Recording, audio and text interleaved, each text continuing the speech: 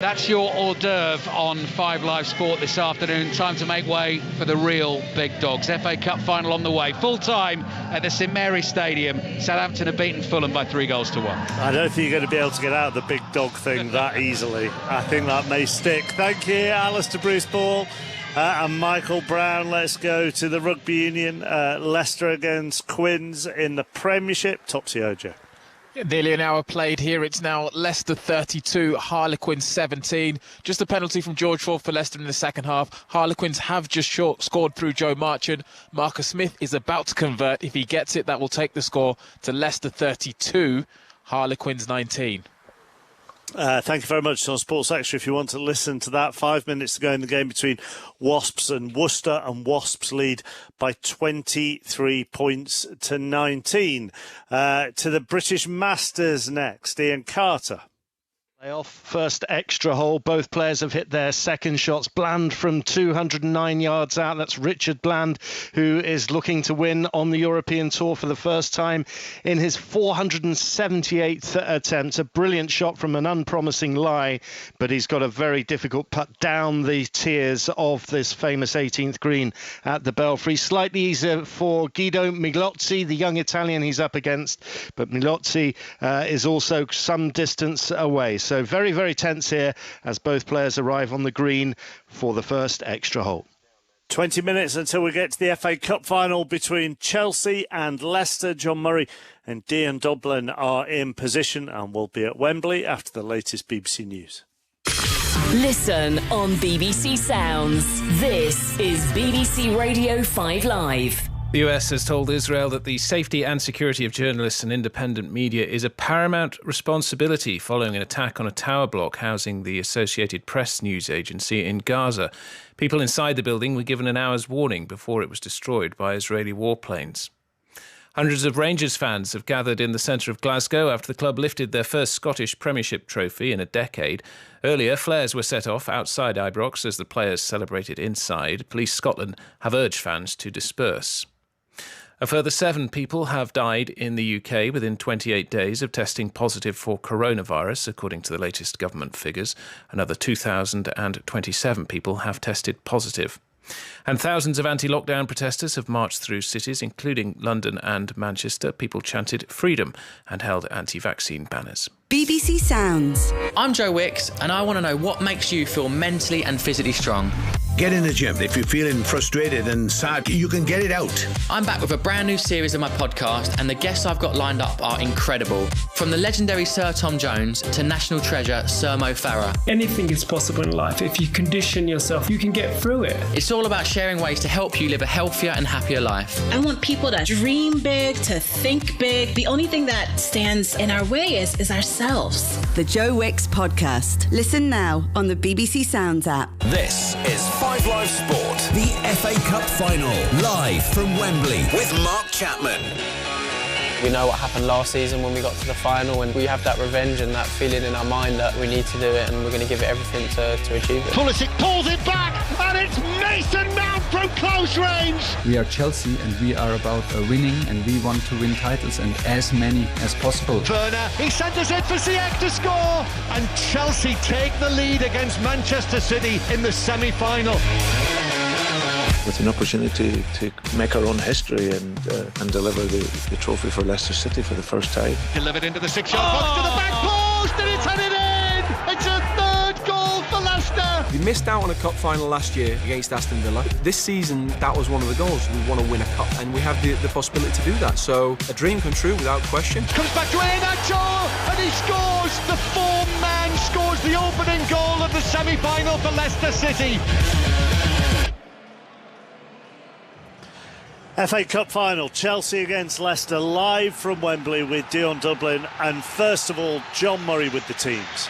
With a cheer as well from the Leicester City supporters as the Leicester players break away and run towards the tunnel. And I think it is Leicester who provide the main team news headline, and that is that Johnny Evans is fit and plays. So there was a doubt over him, but Johnny Evans is able to start the FA Cup final. James Maddison, though, only on the bench. Luke Thomas, 19-year-old Leicester fan, starts as the left wing-back. And Jamie Vardy is okay, by the way. He did limp off at Old Trafford the other evening. So the Leicester team is Schmeichel, Soyuncu, Evans and Fofana, Castagna, Tielemans and Ndidi and Thomas, Perez, Iheanacho and Vardy. And for Chelsea, Kante is fit, he's in the team, but there is no involvement at all for either Kovacic or Christensen, who are fit, said Thomas Tuchel yesterday, but not even on the bench. And Alonso plays at left wing back rather than Chilwell against his old club. Chilwell's on the bench, Havertz on the bench, Pulisic also only a substitute. So the Chelsea team is Kepa, Arrizabalaga, Azpilicueta, Thiago Silva and Rudiger, James and Alonso, their wing backs, Jorginho and Kante in the middle, Ziyech, Mount and Werner. Deal with Chelsea first of all, Dion Dublin, and we had this discussion on Wednesday night when Tuchel made 7 changes for the game against Arsenal, and then actually you look at the side and you think it still looks as strong as ever. And pre-match Tuchel said, oh, I hadn't realised I'd made that many changes. Then post-match he said he made too many changes. so is this a lineup with one eye on the league game next week, do you think? You know what, I think he's now getting to a situation where his lineups, when you look at his bench is strong as well. So I just think he's got that much quality now, and I think that's what he's trying to get. He's trying to get 2 first teams so that the side doesn't weaken. Everybody's trying to do what City are doing, have 2 first teams. You can change a player in midfield, it makes no difference at all. Yes, he'll have his starting 11 chappers, but I think the quality that he has, you can get away with making 4 or 5 changes, 6 or 7 changes when you have a squad of players like that. Ben Chilwell will be gutted, won't he? Yeah, absolutely, because I think he's been great this season. You know, I think he's not been too far away from Luke Shaw. I think Luke Shaw's been the best, but I think Ben Chilwell's had a very steady season. You know, he's contributed in both boxes, and yeah, he'll be absolutely gutted. Listen, anybody that misses out on being selected for an FA Cup final are going to be absolutely devastated. Great story at the Golf, Ian Carter. It is. Richard Bland, who is a Southampton supporter, so he'd have been upset at the semi-final result, obviously, in the FA Cup, but he's in bits, he's in tears, because he's just won the playoff against Guido Migliozzi of Italy. The Italian 3-putting on the final green. Bland knocking in his 2-footer for victory. His first victory on the European Tour in 478 attempts at the age of 48, the oldest first-time winner in the Tour's history. Thank you very much, Ian. Talking about the Chelsea left wing back position, what a story, John Murray at the Leicester left wing back position. It's a great story, this, isn't it? He's a real bright young thing, Luke Thomas. Came into the team last season when Ben Chilwell was injured, if you remember, and really impressed at the end of last season. And on Tuesday night scored a fantastic goal at Old Trafford as Leicester won against Manchester United at Old Trafford for the first time this century. And that and his general form has earned this Leicester City fan, as he was growing up, a place in Leicester City's first FA Cup final for 52 years. That's a story. And he'll have Johnny Evans to be able to help him as well, Dion, which is not only important for him, but actually important for the whole of that back 3, back 5, depending on how you look at that formation. Yeah, definitely. He's the sort of the rock in the middle of that defence for Leicester. His know-how, his game management. You know, I think he'll be telling Thomas when to go, when not to go. Just to have somebody like that by the side of you, it will put Thomas so much more at ease. I'm just hoping Johnny is okay. I hope he hasn't rushed and he finds himself coming off early, because Leicester need him. He is their rock in the middle of defence. I mean, presumably, I've never been a professional footballer and I'm no medical professional, but presumably he's painkillered up to the hilt, isn't he? Yes, he will be. He will, hopefully his injury is as good as it can be, and yes, there will be some extra painkillers in some way, shape or form, whether it's injection or tablet form. But yeah, he won't be able to feel much, but when you start playing and you're twisting and you're turning, the body actually takes a few knocks that you're not expecting as well. So yeah, I'm hoping that Johnny's okay. Leicester need him. He's a very, very good centre-half. Had an interesting chat, Mark, with Michael Brown the other day, who's had this injury, this plantar fasciitis injury, and was telling me all about how you have injections in your heel and the blood, they spin the blood, and that helps it. But it just seems like it's I mean, it's a condition that can last for a long, long time. So you would think it had to be some sort of risk that he's playing in this game 8 days after he could barely stand on it. I'm sure I wanted to know quite in depth how that's treated. This defensive spine of Leicester, I mean, you know, there's still some young players there, but there is experience there. Schmeichel, Evans, Tielemans, and Ndidi. Yeah, and again, I think Tielemans has done well this season. Ndidi is one of those players I think just keeps getting better and better. It's going to be a great battle to see him against Kante today. Two of the best sort of holding midfield players in the league. And yeah, I think Leicester need that. They need that sort of leadership spine because they have got a few kids that are flying about at the moment. But it's the balance that Leicester have worked with all season, and it's worked for them. Just describe the scene at the moment, John. We're waiting for Abide With Me from the NHS choir, but it's a scene that we haven't seen for so long. Well, I think it'll be quite emotional, Mark, in all honesty. Abide With Me, which today they are dedicating to the memory of those who have lost their lives during the pandemic. And the trophy, when it is brought out, will be carried out by a couple of people who are associated with Chelsea and Leicester City, who have done all sorts of good work. Mark Blythe is carrying out for Chelsea. He's worked with the Chelsea Foundation, and you know, they've been so important and done such a good job during the pandemic. He works with their walking footballers, and Adam Martin, who's doing it for Leicester, will be holding the cup on the other side. Longest serving member of Leicester City staff, works with Leicester and the community, the club academy. But what we have here to join in and sing the traditional cup final hymn is a crowd of 22,000 people inside Wembley Stadium. It is all blue. The Leicester City fans to our right, who are in great voice, you can hear them. They're twirling their scarves. They've actually been situated all around the lower horseshoe, as it were, in the lower tier of Wembley Stadium, and they are socially distanced, so we can see lots of red seats in between them all. And the Chelsea fans at the other end, a huge banner, the Pride of London, is hanging from the top tier, and they likewise are in their section. Round about 6,250 of their supporters are positioned and waiting for the band of the Coldstream Guards, which is now marching on and taking up their position. Red tunics, the black bearskin helmets. I can see the golden instruments are gleaming. The sun has just disappeared for the time being. Also, they've walked on huge circular badges from the two teams that are being held up by members of the military, and so they are placed right over the middle of each half. And then in the centre circle, in red tracksuit tops and white tracksuit bottoms, we have the B Positive Choir, who are going to lead the singing of the traditional cup final anthem, Abide With Me.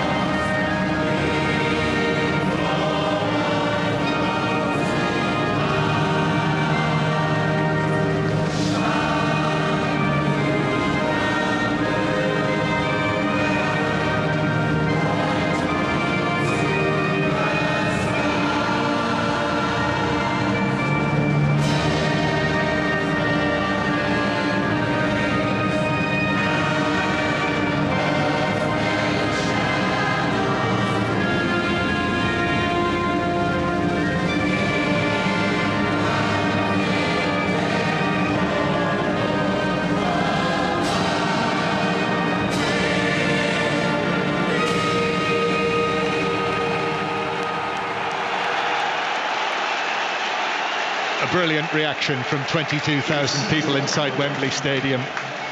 And Mark, I know, I always think, Abide With Me Cup final, I think of Elton John sitting when Watford reached the final in 84 with tears in his eyes.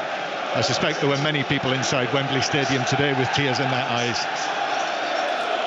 And listening and watching around the world as well.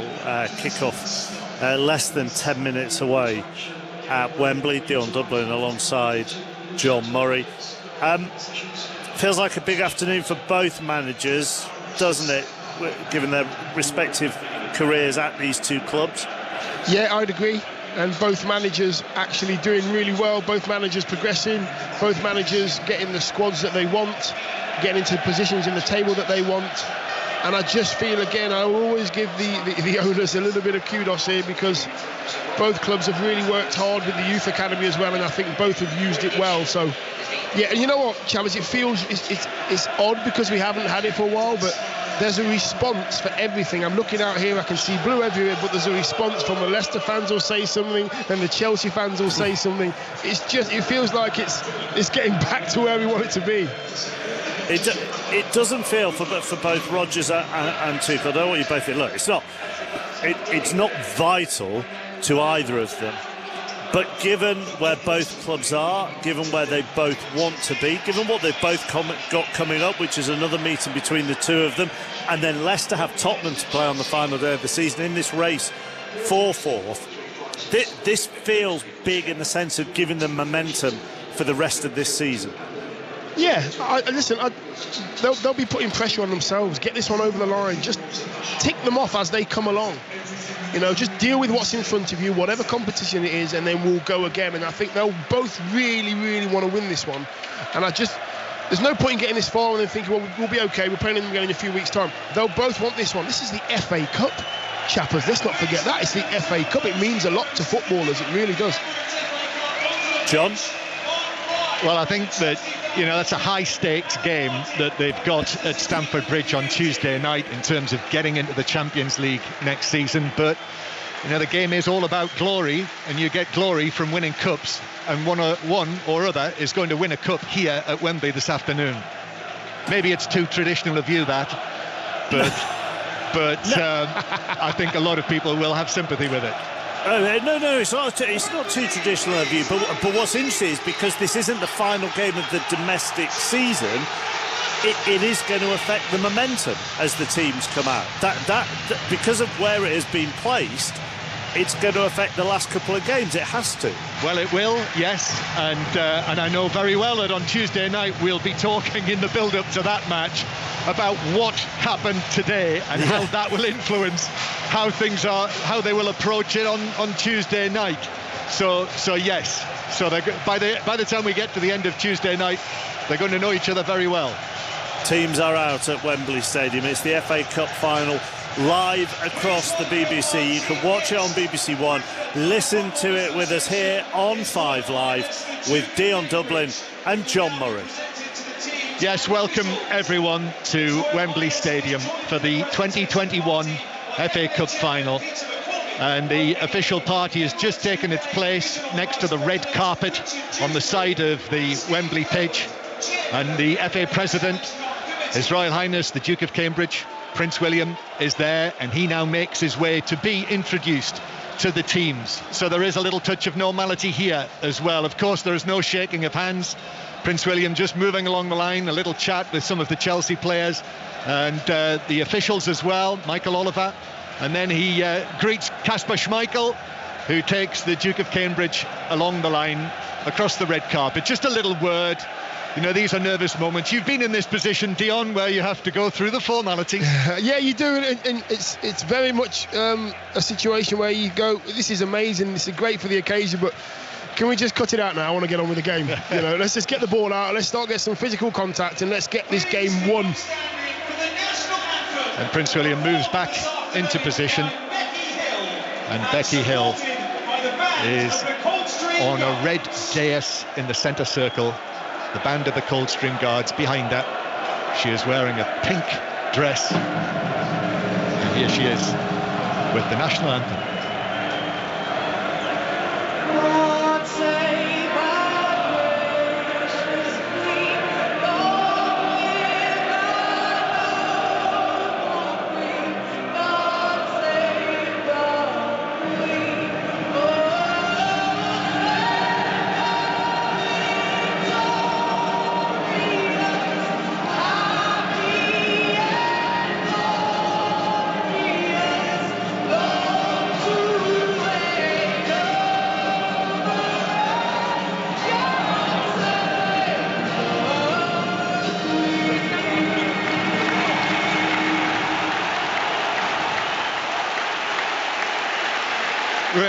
cannot tell you how good it is to hear that roar of a sizable crowd inside a football stadium. And I know people will be concerned and worried about the situation at the moment. Well, let's just hope that we can continue with scenes like this. Just watching Brendan Rodgers and Thomas Tuchel, who are the two FA Cup final managers in 2021.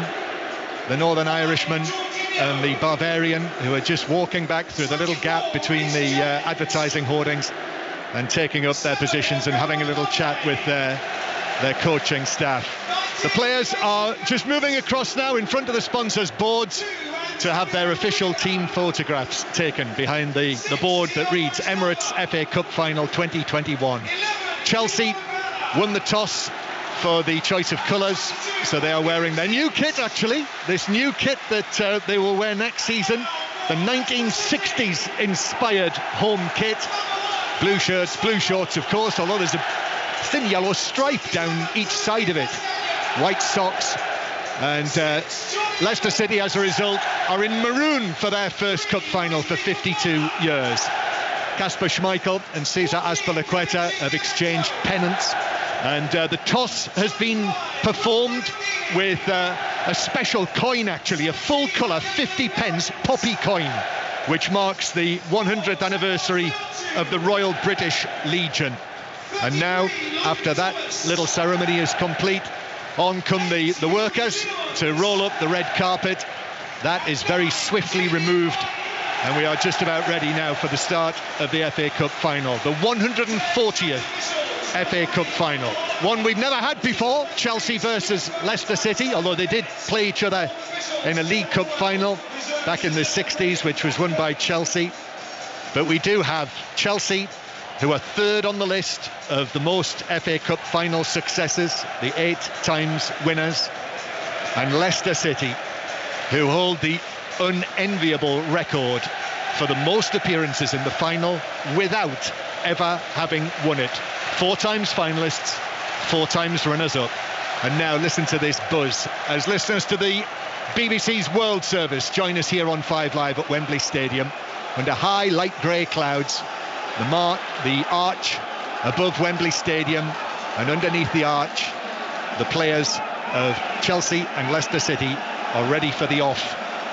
And the teams, just to repeat, Chelsea with Kepa Arrizabalaga in goal, Azpilicueta, Thiago Silva and Rudiger, their 3 central defenders, James and Alonso, the wing backs, Jorginho and Kante in the middle, Ziyech, Mount and Werner, and Leicester City with Schmeichel, Fofana, Evans, Soyuncu, Castagna and Thomas, Tielemans and Ndidi, Perez, Iheanacho and Vardy.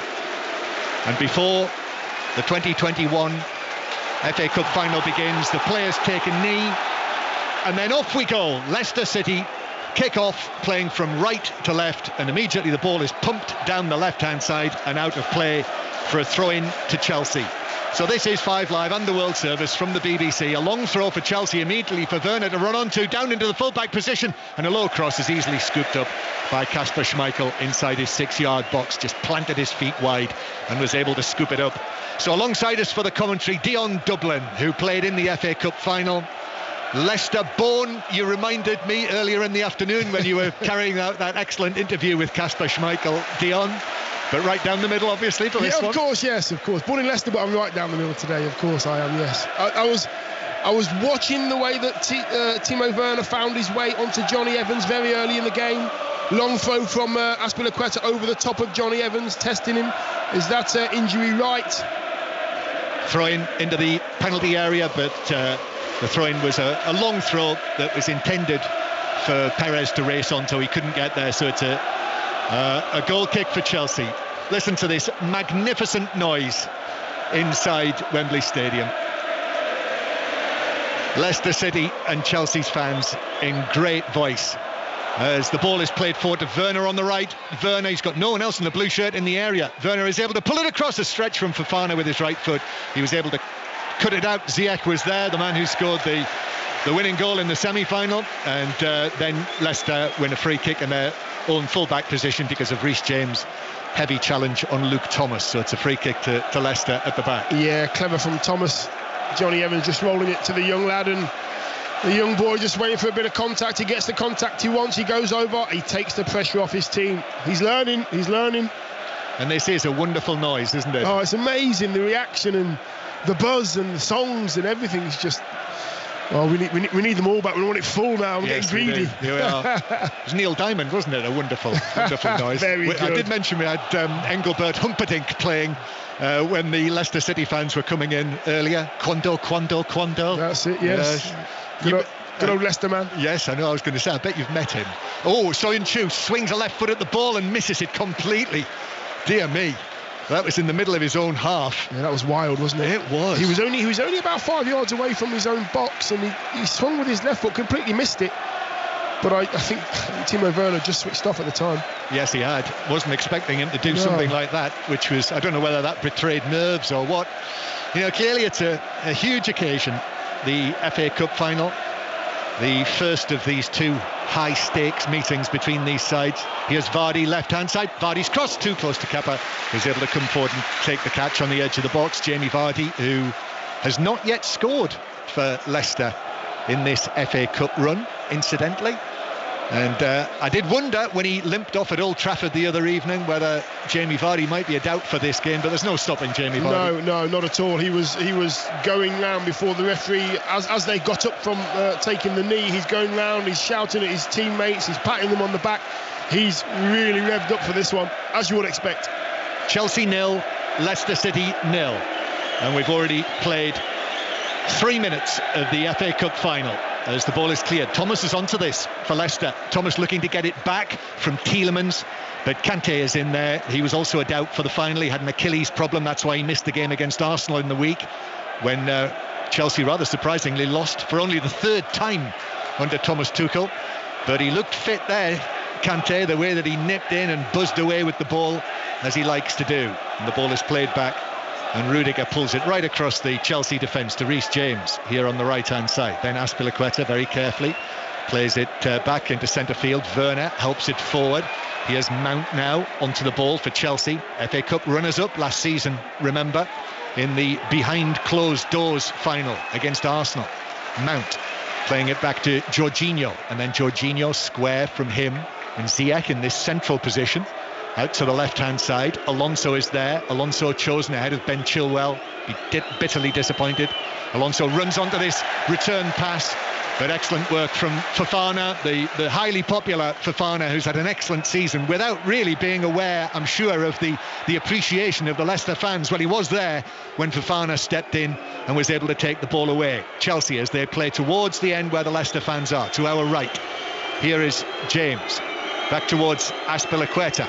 Azpilicueta operating as the right wing back at the moment, and then chips it infield to Jorginho, who will slip it forward to Kante. A little ball to Mason Mount. Whistles from the Leicester fans. Azpilicueta crossing now from the right into the chest of Thomas, and the ball bounces away off his chest and behind for the first corner. Chelsea's. Yeah, patient play down the right hand side. Azpilicueta a little bit frustrated with Mason Mount. He wanted it in the corner so he could pull that cross back.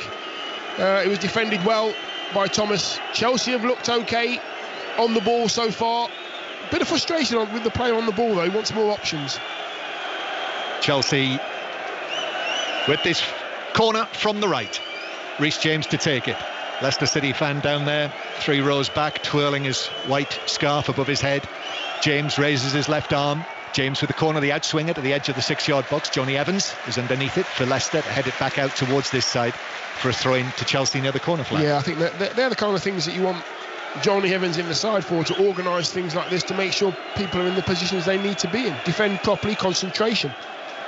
Throw-in then, Azpilicueta will take it into the box. Mount flicks it past Soyuncu and then goes down on his back. But no suggestion that he'd been caught there by Soyuncu, and then Reece James steps forward and heads it out of play. So it is Reece James playing on the right-hand side of what looks like a back four as they're standing now, you know. Yeah, they'll probably go as a 4 out of possession. Alonso will push on. 'tis Chelsea with it on the right-hand side. Werner back to Kante. Kante, this is for Mount to chase down towards the corner flag. Soyuncu's gone with him. Go clever by Mount. The ball had almost gone there, and Mount flicked it back heel into Soyuncu and behind, and that's quite a cheap corner for Chelsea. It is, but it's a very clever one from Mount. You know, he couldn't get the cross in, he couldn't do anything else, so he back-heeled it. Soyuncu was so close to him that it just came off his shins and out for a corner. It's great to hear the boos and the jeers, and isn't it? It's great to hear. Yes, it really is.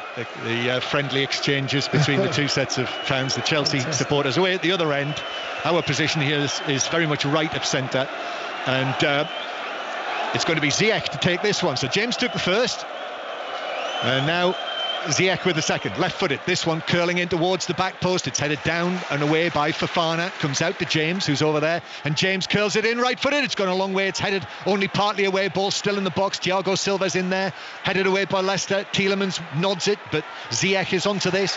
Ziyech is then challenged by Thomas. Ziyech still going, and the assistant has flagged, and he's flagged for a free kick to Leicester, which has gone down a storm with the fans down to our right. Very happy with that, aren't they? Perez goes over. The linesman's flag shaking above his head for a good 3 or 4 seconds. The referee spots it. The Leicester fans cheer. And there's a break in play. Kasper Schmeichel's got the ball in his hand, and he's going to take a free kick in his left-back spot. Everybody pushes forward over the halfway line. And I mean, the Chelsea formation is certainly interesting, because Reece James is playing almost as the right-sided of 3 central defenders, with Azpilicueta on the right-hand side, and Ziyech in quite a tucked-in position there. Mount mainly on the right-hand side. Yeah, it might be a 3. You know, it might be a 3. It might be James, Thiago, and Rudiger, I would imagine. Yep. Is the 3, because Azpilicueta and Alonso are trying to push as far forward as they possibly can in possession. Azpilicueta takes a throw back to James, and actually it was a poor throw, and Jamie Vardy was in and might have won a quarter there for Leicester, but it was clean and behind off Vardy past James, and it's a goal kick. That's an interesting one, incidentally, for Gareth Southgate as well, isn't it? If James is going to play in that position. Yeah, and to see if he can play under the pressure of an FA Cup final. Yep. Ball over the top for Chelsea, headed away by Johnny Evans. It's 0-0, still very early stages. 8 minutes played here, Wembley Stadium. This is BBC Radio, bringing you the FA Cup final, as we always have done, really, since we started broadcasting it way back. Ziyech out to the left-hand side, and then Alonso, with that sort of flair that he has naturally, plays the ball infield, but Leicester are onto this. Be an interesting combination and confrontation between the central midfielders in this game, as the ball is played forward for Vardy to chase against James. James goes shoulder to shoulder with him, and the ball bounces off Vardy and behind, and that's a huge cheer from the Chelsea fans there for the young Reece James mini triumph there against the experienced wily Jamie Vardy. Yeah, it was a very good ball down the left hand side. Young Thomas put it into an area he knew that Vardy had the pace, but James had the strength on that occasion, shoulder to shoulder. Just bounced Vardy off. Ball rolls harmlessly for a goal kick.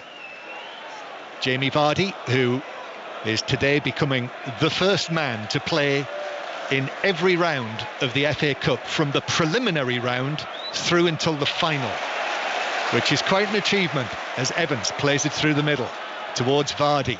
It's not quite every round, because there is the extra preliminary round, which he hasn't played in. But give him it, John. Give him it. Come on. It's a pretty good achievement. That's really something to be proud of, actually, isn't it? As Leicester have the ball over on the far side. I think many of us were predicting that this might be a final without too many goals in it, because of the matchup between the two sides, and of course Chelsea's brilliant defensive record under Thomas Tuchel, 18 clean sheets in his 26 matches in charge. So he's got an FA Cup final in only his 27th match as the manager of Chelsea. His wife's been able to come over from Germany. They've managed to work that, so Sissy is somewhere inside the Wembley Stadium. The children couldn't come over because of the circumstances, but that's a great thing. So she's able to see Thomas Tuchel down there for the first time in the flesh as the manager of Chelsea. So Leicester play it forward, but this just drifts out of play for a throw-in. Yeah, we're slowly getting there, John. It's nice to see fans in. It's nice to hear that families are getting closer together. after all this time, this is what we want. It is. Throw-in for Chelsea up towards Mason Mount. Sung Chu's a little heavy with the challenge. Michael Oliver says, yeah, that's a free kick, 10 yards inside the half. Michael Oliver refereeing his second FA Cup final, incidentally, just like Anthony Taylor last year. And the reason for that actually is family related, because, you know, the referee and the officials wouldn't be able to have their families inside. So that's why referees are being given a second opportunity. Here is Chelsea taking the free kick. Oh, and that was a little heavy, that, on Jorginho by Tielemans. It's given us a free kick, nothing more than that. A wag of the finger from Michael Oliver, and a free kick to Chelsea. But I think Tielemans and Ndidi and Jorginho and Kante. Yeah, that's going to be it's going to be spiky today. There's 4 players there you mentioned don't mind sticking their foot in. Yes, I'm watching the replay. He just catches Jorginho late on the toe, lunging in. Always going to get a yellow. Did he get a yellow card for that? No, I don't think so. Very, very lucky, because he caught him with his studs on his foot. Got away with that one. 5 Live and the World Service from the BBC. It's 0-0. We do have a choice of listening at the moment for you. The Premiership rugby match, Leicester against Harlequins, has been over on 5 Live Sports Extra. In fact, it's finished, Topsy Ojo. It has. It's finished Leicester 35, Harlequins 29. The damage done in the first half, where Leicester got their 4 tries along with 12 points by George Ford. Harlequins came back hard in the second half. They scored 5 tries of their own but couldn't quite get there at the finish. Tigers take 5 points and move up to 6th. Quins stay in 4th. It's finished Leicester 35, Harlequins 29. As Chelsea cross from the left-hand side, but there's too much on that, and it'll bounce out of play for a throw into Leicester in their own left-back position. Earlier it finished Wasps 23, Worcester 19, by the way, and that means that the County Championship will resume commentary on 5 Live Sports Extra if it hasn't already. So that's over on your digital radio and BBC Sounds, which will have the boxing tonight as well, by the way, on Sports Extra. The Joshua Buatsi fight is on 5 Live Sports Extra from 10 o'clock. Here's Jorginho back to Rudiger, who will bring it forward. If you didn't hear, no involvement from Christensen or Kovacic, who were declared fit yesterday by Thomas Tuchel, but they're not involved and they're not on the bench. Rudiger curls a pass forward for Azpilicueta, but it's beyond him, beyond the Chelsea captain, and out of play for a throw-in to Leicester, 0-0. They're getting into good positions, actually, Chelsea, at the moment. Down the left and down the right-hand side. Timo Werner's possibly the only player in the box. Ziyech and Mount do some great stuff on the edge of the box, but when they do get into those crossing positions, all I can see is maroon shirts in that box. Chelsea 0, Leicester 0. Kante to Werner. Most of the match so far has been played in Leicester territory. Jorginho just slips it to his left to Rudiger, who's going to have a go, you know, from distance, but he drags it well wide. From the angle, 25 yards plus, but Schmeichel running to his left just let it go, knew it was bouncing wide. That really was an enjoyable interview with Kasper Schmeichel. Thank you. Dion, he, as you said, very good talker. You know, he's just like his dad, isn't he? But you know, he's a confident figure now, isn't he? You know, he's a real central figure of Leicester City Football Club. I was just about to say, he's so important for the club as well. He's a proper ambassador for the team, for the club, and he wants so much for Leicester. He wants so much for the owners, and yeah, I love his passion. I love his standards as well. He's got very high standards, Kasper. I'm really pleased that he's done as well as he has. Yes, 0-0. Chelsea played forward, but Kante is in position there. The former Leicester man who really rose to prominence, didn't he, with his brilliant play for Leicester City in the Premier League winning season. As Alonso swings a ball in field, Werner knew that was going to bounce awkwardly for him, and Mount then couldn't play the spinning ball forward, so Leicester go back into their own half. Back to the central figure of Johnny Evans. Johnny Evans then turns. Werner was quickly onto him. Here now is Ndidi in the middle. He's taken over the Kante mantle for Chelsea. Ball played down the right-hand side, and it's pulled across. Vardy with a shot, but that's blocked on the edge of the 6-yard area. He saw it there, Vardy, typical. Came across, good position for him, 12 yards out, but the shot was blocked. Very, very good work down the right-hand side. Castagna going down the right, crosses it first time, doesn't even look, puts it into a great area, and Jamie Vardy does what all good strikers should do. Gets across his man, but the block was there. I think it was from Thiago on this occasion, but the movement and the cross was very, very good. Yeah, just outside the 6-yard box. Yeah, it was James. I think it was James. Yeah. So it is still 0-0. That's the biggest chance so far, really. As the ball is played back again to Kasper Schmeichel. And yes, in terms of Schmeichel, the ball is played forward through the middle, but Thiago Silva will get there first. Thiago Silva, who of course won multiple honours with Paris Saint-Germain, some of them under Thomas Tuchel. They played in the French Cup final, the Coupe de France last season, and a narrow win over Saint-Etienne. And who was playing for Saint-Etienne? Wesley Fofana, who is now on the other side here in the FA Cup final. The skies obviously are suddenly darkening over Wembley Stadium. Yes. It's gone very gloomy. I think they might need to turn on the new floodlights. I think we might get a shower of rain very shortly as well, as Werner is fouled by Evans near the centre circle, and it's a free kick. Yeah, just going back to Schmeichel, Dion, I think of the role that he played on the night, that terrible night of the helicopter tragedy, when the former owner, the late chairman Vichai Srivaddhanaprabha, and everyone on board died. And there's something else as well, I'm sure, will be in the minds of everyone connected with Leicester City Football Club.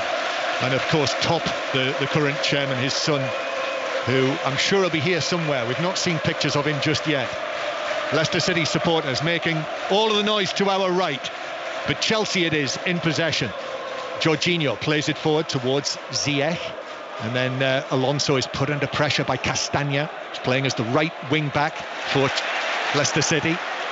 And then Castagna up into the Chelsea half, but Iheanacho loses out, and then Ndidi slides in on the challenge on the halfway line, but the ball bounces to Chelsea, and Azpilicueta will play it back. And sure enough, the rain begins. It is now raining.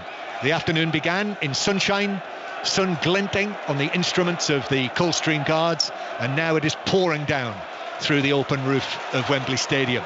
There's a strong challenge on Iheanacho there by Rudiger, who stays down. The ball is played forward. The blues and whistles from the Leicester fans, who feel that should have been given as a free kick.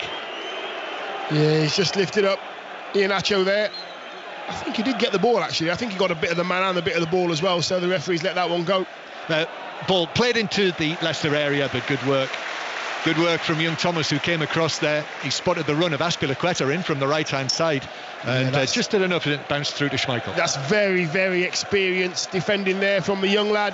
He's seen the run on his left shoulder. He made sure that he stayed between Azpilicueta and the ball and just ushered him away from the danger. Iheanacho looking to chase onto this ball. He got a foot to it. It bounced up and struck the arm of Thiago Silva.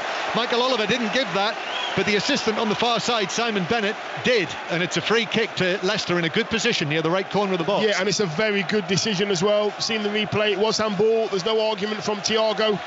All the Chelsea players now finding their way back on the edge of their box. A very, very shallow line. If they stay on this line, very shallow. If you can imagine the cut of the grass, one's light green, one's dark green. They are literally one cut of the grass away from the ball. That is very shallow. Well, it's Tielemans who's going to take it, although Thomas is going across there now. Of course, there's no Maddison on the field, having been left out of the team for the cup final, and Albrighton's on the bench as well, two of the set-piece takers. So Thomas raises his right arm, runs over the ball. Tielemans curls it in. It's gone a long way, and it's headed up and over the top of the Chelsea crossbar. I think it might have been Johnny Evans who got his head to it. I think it was Soyuncu that got his head to it on that occasion. He sort of sinks to the ground, holds his ponytail in his hands, thinking, I should have connected with that a little bit better. It's a great ball in. They did drop very early, Chelsea. Maybe that's what they were trying to do. Very, very good, very, very good ball in the box. Soyuncu unlucky on this occasion. Yeah. Evans was just in front of him. In fact, Evans swung a leg at it. Yeah, I think he went over the top of Rudiger's back. Rudiger made a back for him. Evans went over the top. Looked like he was trying an overhead kick, but he wasn't. He was just falling on his head. And Soyuncu, who should be said, his ponytail is still attached to his head. Azpilicueta, Mount now shoots from an angle, but the ball bounces right across the box. And it is raining now torrentially here at Wembley. A spring shower here in the middle of May, as the ball is played up towards Iheanacho and bounces off him, and Rudiger and out of play for a throw-in. But Soyuncu, having scored his first Premier League goal on Tuesday night in that famous win for Leicester at Old Trafford, their first at Old Trafford against Manchester United this century, that was a real thumping header, wasn't it, from the corner. This one from the free kick was He got under it, really. Yeah, he didn't quite catch it, but he did catch it at Manchester United, without a doubt. Did. And I think that's a danger that Chelsea have to look for as well. The crosses are normally very good as well. This rain is now so heavy. It's almost like we're looking through a mist at the match that's taking place. So all of those supporters who are back watching football, back here at the FA Cup final, the ones who are down at the front will be getting a soaking. But I'm sure they don't care. James playing it forward. Still 0-0. Chelsea 0, Leicester City 0. We'll round up all of the day's sport for you, of course, at half-time. Great day for Rangers today, going through the league season unbeaten in Scotland. Stephen Gerrard's side, 102 points, and they lifted the trophy in a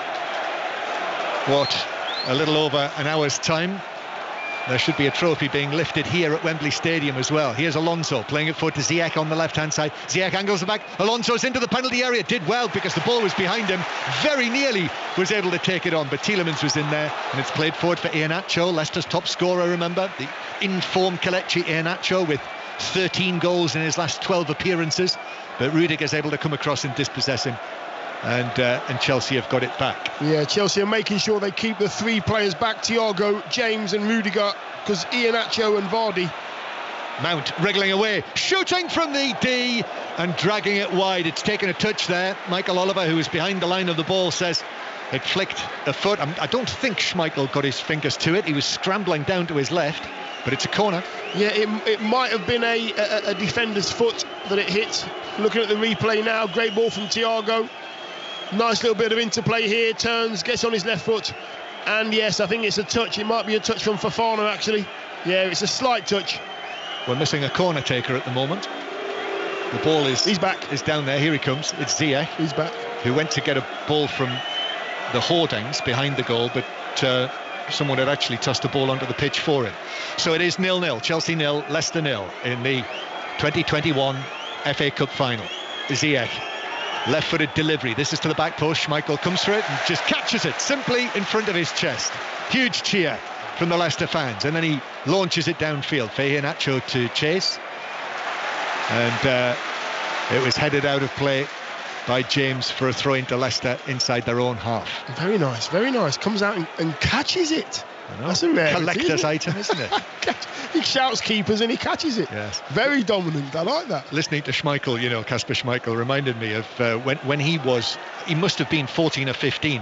His dad did some summarising for us at Old Trafford. Peter Schmeichel brought Kasper along, and he was very much Kevin the teenager. He was quite grumpy. Oh dear. Quite grumpy. He didn't really.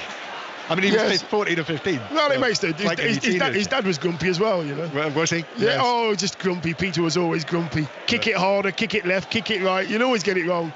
It's fair to say that his son has blossomed since then. Chelsea 0, Leicester 0, and also blooming good goalkeeper. Yes, I'll give you that one. This is his 424th appearance for Leicester City. So the ball goes back to him, all in lime green, blonde-haired. And it is always tempting, as someone who commentated on his dad, when he makes saves. Very difficult sometimes not to say Peter Schmeichel. I'll do it now I've said that. Fofana plays the ball across the back line. That Soyuncu ponytail is looking pretty damp now, as Perez plays it infield.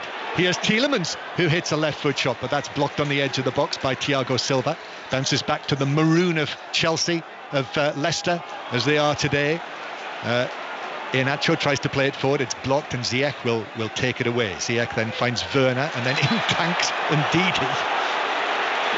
He might have got a little bit of the ball, but he got an awful lot of Werner there, who I think might be winded by that challenge from Ndidi. That was sturdy. Yes, he doesn't mind a bit of contact. Ndidi, he lost a little bit of control to Timo Werner, but Ndidi just put that sort of bent elbow in his chest, and I think Timo Werner lost all the wind there. So it is Chelsea 0, Leicester 0. First half, a few chances, which is living up to the billing. And the Leicester City supporters feeling that Perez was fouled on the halfway line. And again, as was the case in the Carabao Cup final, this is quite a new experience now for referees to find their decisions or non-decisions being questioned by crowds again. So there is a very different dynamic, as the Americans would say. Brendan Rodgers, somebody's given him a black raincoat, which is a good thing. Comes to the edge of his coaching area. He's won all 6 of his finals as a manager, Brendan Rodgers. Great record at Celtic, of course, where he won every domestic trophy that was available. He could become the first manager since Alex Ferguson to win both the Scottish Cup and the FA Cup today. Here is Kante. Kante is onto the ball. Kante playing it through the middle. Werner's got a bit of space here. Evans and Soyuncu step off. Werner goes for goal, and the ball balloons away high over Schmeichel's crossbar and lands halfway up the Leicester City supporters, who are joyous that it has landed amongst them. Yeah, I think he was being very ambitious there. 25 yards out, 26 yards, trying to beat Schmeichel. Johnny Evans in front of him. But as soon as that ball left his foot, it was rising. And soon as it left his foot, Johnny Evans and Soyuncu were having a go at the forward, saying, keep hold of the ball. We're doing too much shot blocking here. Keep hold of the ball, do your job, and we'll do ours. So it's 0-0 between Chelsea, Champions League finalists. They'll be playing in Porto, all being well, in a fortnight's time. You'll hear that on 5 Live. Coming forward, Chelsea, Werner looking for this ball, but Soyuncu is able to head it out to Mason Mount, who just allows it to run, and it's a throw-in near the corner flag on the right-hand side. It must be difficult for Alonso and Azpilicueta. They look up, they've got nobody in the box. You look up, you see Timo Werner, you're not going to cross it. Soyuncu's there, Evans is there. It's happened 2 or 3 times now. You would think, wouldn't you, that we would see Havertz at some stage. He's on the bench. There's Kante now, right side of the box, hooks the ball into the chest of Soyuncu, and that balloons behind for a corner. Came off his head, actually. So it's another corner to Chelsea. So, Havertz and Pulisic, incidentally, who scored the opening goal in the FA Cup final last season, both among the subs. Giroud is there as well, but incidentally, no Tammy Abraham, not involved at all, who is Chelsea's joint top scorer this season. There is a bit of a mismatch on the far post. Yeah, corner being taken by Ziyech into the edge of the 6-yard box, but Evans was able to head it away. Tell us about that mismatch, Dion, in a minute, because it's played forward to Mount. Mount clips it across to the back post. It's gone a long way. It bounces to Rudiger. Rudiger then curled back across. Chance. Oh, Azpilicueta. He couldn't head it on target and could only glance it, if indeed he did get a touch, beyond the far post. You know what? I think he was onside as well. When I first looked at it, I thought that Azpilicueta was a yard maybe offside, but he wasn't. I think Fofana might have played him on. We've got a nice aerial view here of the replay. They were very unlucky, Chelsea. Kept it alive, Thiago and Rudiger, and he was onside, Azpilicueta. He just couldn't sort his feet out. That is it just got a nudge in front of him. It got a nudge off Timo Werner. It did. Just got a nudge off Timo Werner, took it off Azpilicueta's head. That could have quite easily been the first goal of the game.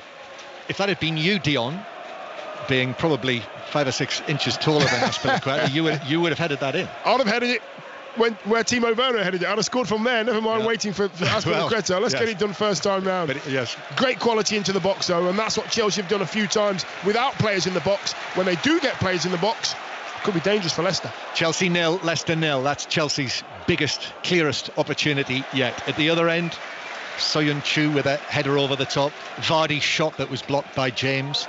Reece James, who's playing, I mean, they have tried this, Chelsea, but James is the right-sided of the 3 central defenders, with Thiago Silva in the middle, Rudiger on the left, and Azpilicueta is the right wing-back, which of course he's very, very familiar with. Azpilicueta, a bit like Schmeichel. They've played similar number of games. This is Azpilicueta's 426th for Chelsea, and a great servant he's been. Disappointed as the losing captain last season. Ball at the back with Leicester at the moment. Rain continuing to fall, not quite so heavily now, and it is certainly cooler as well as we move into this FA Cup final Saturday evening. And indeed, passing the ball a distance behind Iheanacho and straight out of play for a throw into Chelsea on the halfway line. I think the rain will help the game. Speed the pace of the game. Yeah, the pitch was playing kind of slow early on in the game. Yeah, it was, and now it seems to have quickened up the pace, and more chances are being created as well. Yes, there'll be more mistakes, which is what we want to see. I think that was the case, wasn't it, for the semi-final weekend? Yeah, when we had 2 1-0 semi-finals, and I think we're getting a thumbs up from Brendan Rodgers for a player, and I think it could be Johnny Evans. Oh no, this is this is trouble. Johnny Evans has dropped down onto one knee, and now he gets up, and he's dropped down onto one knee again. Now the question is it the same problem? And you would think that it was, and there's a conversation going on now. Brendan Rodgers has come out to the edge of the coaching area. What is interesting is, if you didn't hear us say earlier, a fascinating twist in that Wes Morgan has been named as one of the Leicester City substitutes for this match. The 37-year-old club captain, and he is clearly there potentially as cover, and Johnny Evans, I think this is going to be a no-go here. He's gone down onto one knee, they've had a conversation, and I think that is going to be it after half an hour. And yeah, he's limping off, and Leicester are going to have to make a change. It was a gamble, clearly. Yes, and it was. It's not worked. No, a gamble they had to take. And the Leicester City fans cheering his name and singing his name, and Johnny Evans, who knows, he might not have too many occasions like this left, 33 years old. A fine player turns and applauds, and Leicester are going to have to make a change. There's only one Johnny Evans. That's nice to hear from the Leicester fans there. Now, what are Johnny they? A bit of support. Yeah, very much. And what are they going to do, Dion? Because they could do what they did and bring it Albrighton. Yeah, they are bringing on Albrighton. I can see him now just stripping off his bright orange bib there that he was warming up in, and he's ready to go. That's what I like to see. Ready to go. Boots on, pads on, shirt on. Brilliant. I suppose if Johnny Evans was any sort of a doubt, then you would like to think that Albrighton would have been ready. And there's a hug between Albrighton and Johnny Evans. He gets a slap on the back as well from Brendan Rodgers. Well, such an important figure in this Leicester City team. They've missed most of the squad. Most of the first choice players have had injuries this season, and yet they've been able to do these great things and push for a place in the Champions League, reach the final of the FA Cup. But perhaps Johnny Evans is one that they really can't do without. We'll see. So Albrighton's on as the right wing back. What a good player to come on, Albrighton. But he's been beaten here as Chelsea then come forward, and the cross from the left-hand side is beyond everyone in either a blue or maroon shirt. The cross from Mount, and Chelsea have got it back on the halfway line. So it's as you were against Newcastle, and for large parts of the match at Old Trafford, Castagna has moved across to the right wing back with Fofana and Soyuncu. And Chelsea with it on the left-hand side, but it bounced out of play off Mount, and it's a throw-in to Leicester, and the score is 0-0. And we've got just over 10 minutes to go to half-time, Dion Dublin. Yes, it's difficult for Chelsea when they get into those wide areas, because they can't just launch it into the box and expect their big centre-forward to get on the end of it. They're having to find the runner's feet, that runner that's making it into the box. They're having to find a very specific pass to get something on Schmeichel's goal, and they just can't find it at the moment. So Albrighton is on, Johnny Evans is off. Chelsea 0, Leicester 0. 5 Live and the World Service. You can also listen via BBC Sounds on your device if you're out and about this Saturday evening. That was a sturdy challenge by Castagna, and then also on Werner by Fofana, and that's a yellow card for Fofana on the second challenge. But Castagna on Mount was borderline as well. But first yellow card, Fofana. Yes, there might be 2 yellows actually. I'm not sure if he's having a chat with Castagna, but Fofana's definitely had a yellow, and the referee's called him back again. He wants to have another word. I'm not sure if he's putting the yellow card out. No, he's not. Just a harsh word as well. Castagna. Yes, it was just a harsh word. No yellow card. Got to be careful in those positions. A lot of time to play when you're a defender, lunging in. You're 60-40 against. You leave your feet. You go to ground. You have to make sure you get the ball, and neither Leicester player did. Chelsea free kick near the centre circle. The rain is still falling, and now the sun is trying to come out again as the ball is played back to Thiago Silva, who might well sign another year with Chelsea, they say. 36 years old.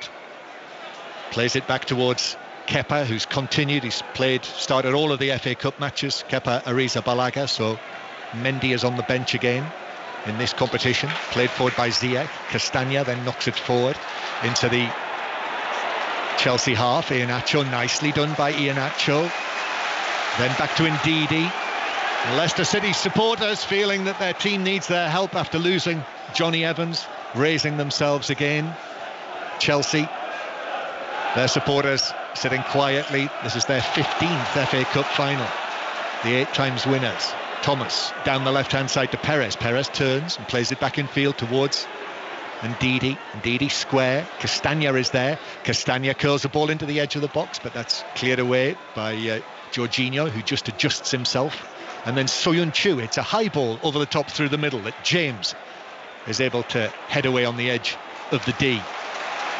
And now Albrighton crossing from the right-hand side. Vardy's after that. Thiago Silva goes there with him.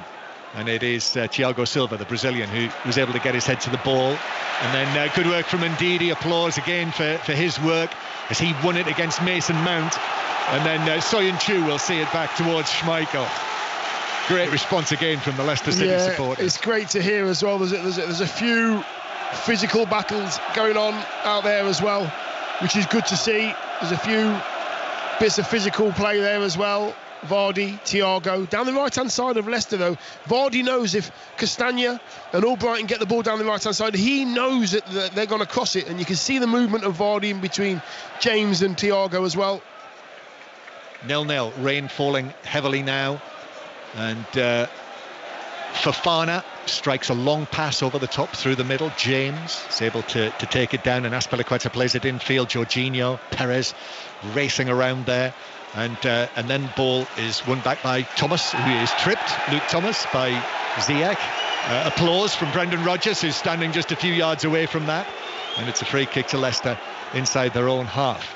Holding their own, Leicester, who are unbeaten in their last 6 league games against Chelsea, and won the match, which turned out to be Frank Lampard's last league match as the Chelsea manager. They won it well as well, if you remember, back in January.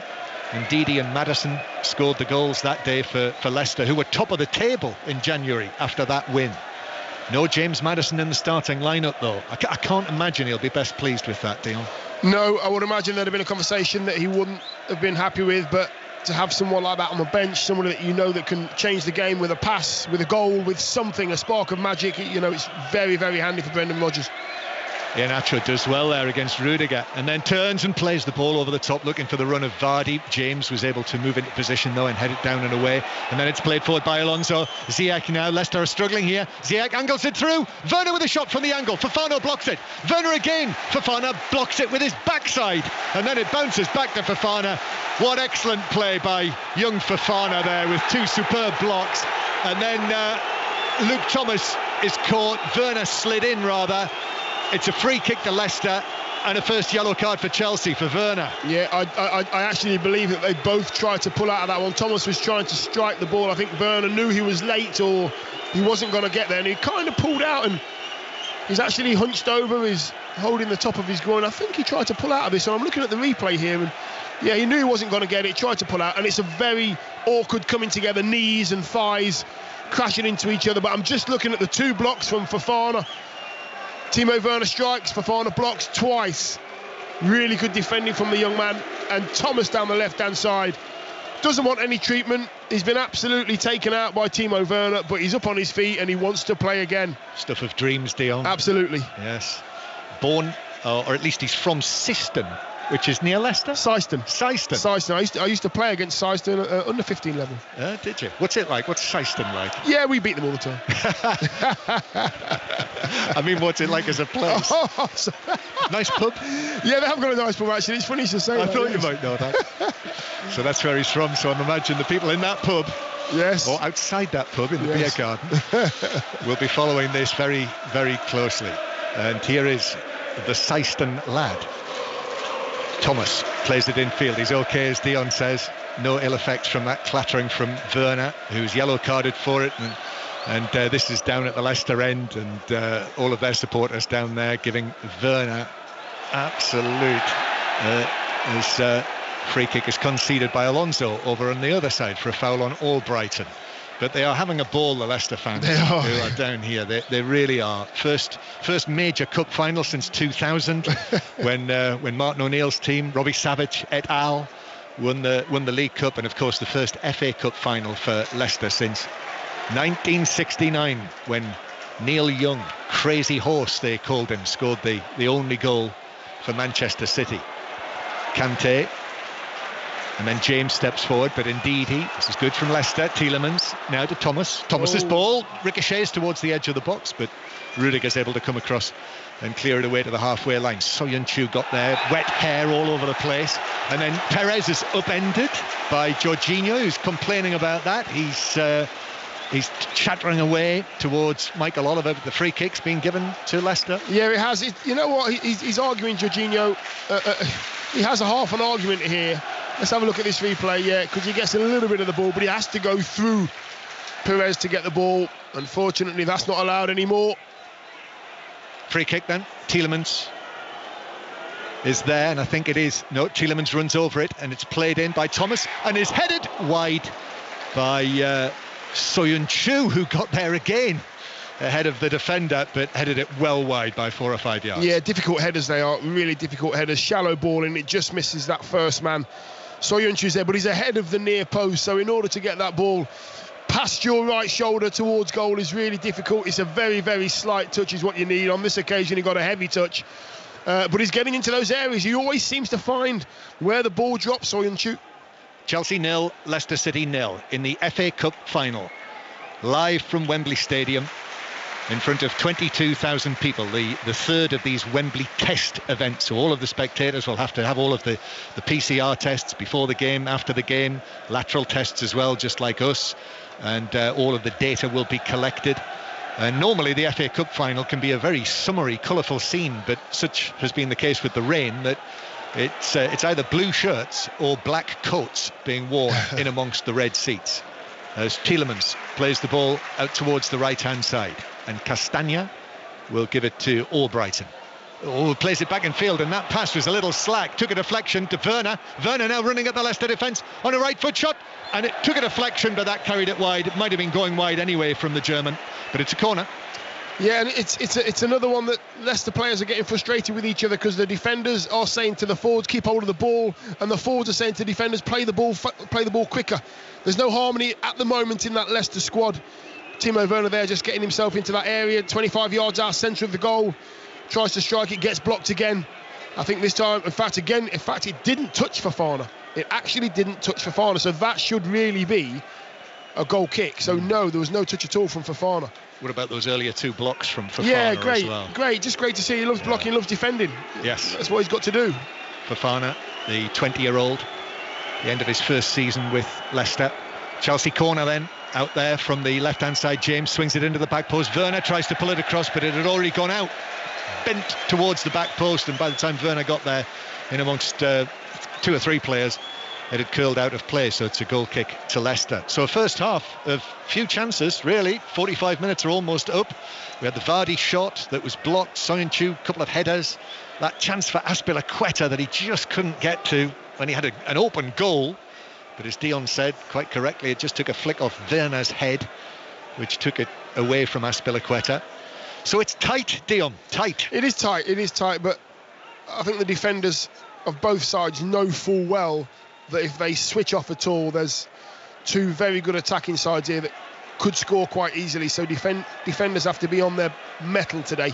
There will be a minimum of 2 minutes of additional time. And we're into that now as Tielemans curls the ball over the top. Vardy, little glance, couldn't get it on target, and it bounces away across the face of goal and behind and wide. It's a lovely ball from Tielemans, absolutely lovely ball. He just leaves it in an area over Thiago's head. It's getting towards, it's just about to drop on the penalty spot. And I do believe that James has given Jamie Vardy the slightest of touches. He's onside, the slightest of touches, just to put him a little bit closer to the ball than he wanted. I'm looking at there's just a little nudge there. No foul, but there's enough. Lovely ball from Tielemans. And again, you'd expect a run like that from Vardy.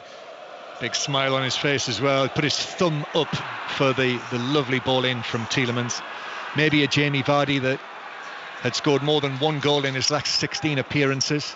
I don't think he's been, he had that operation, didn't he? That hernia operation mid-season.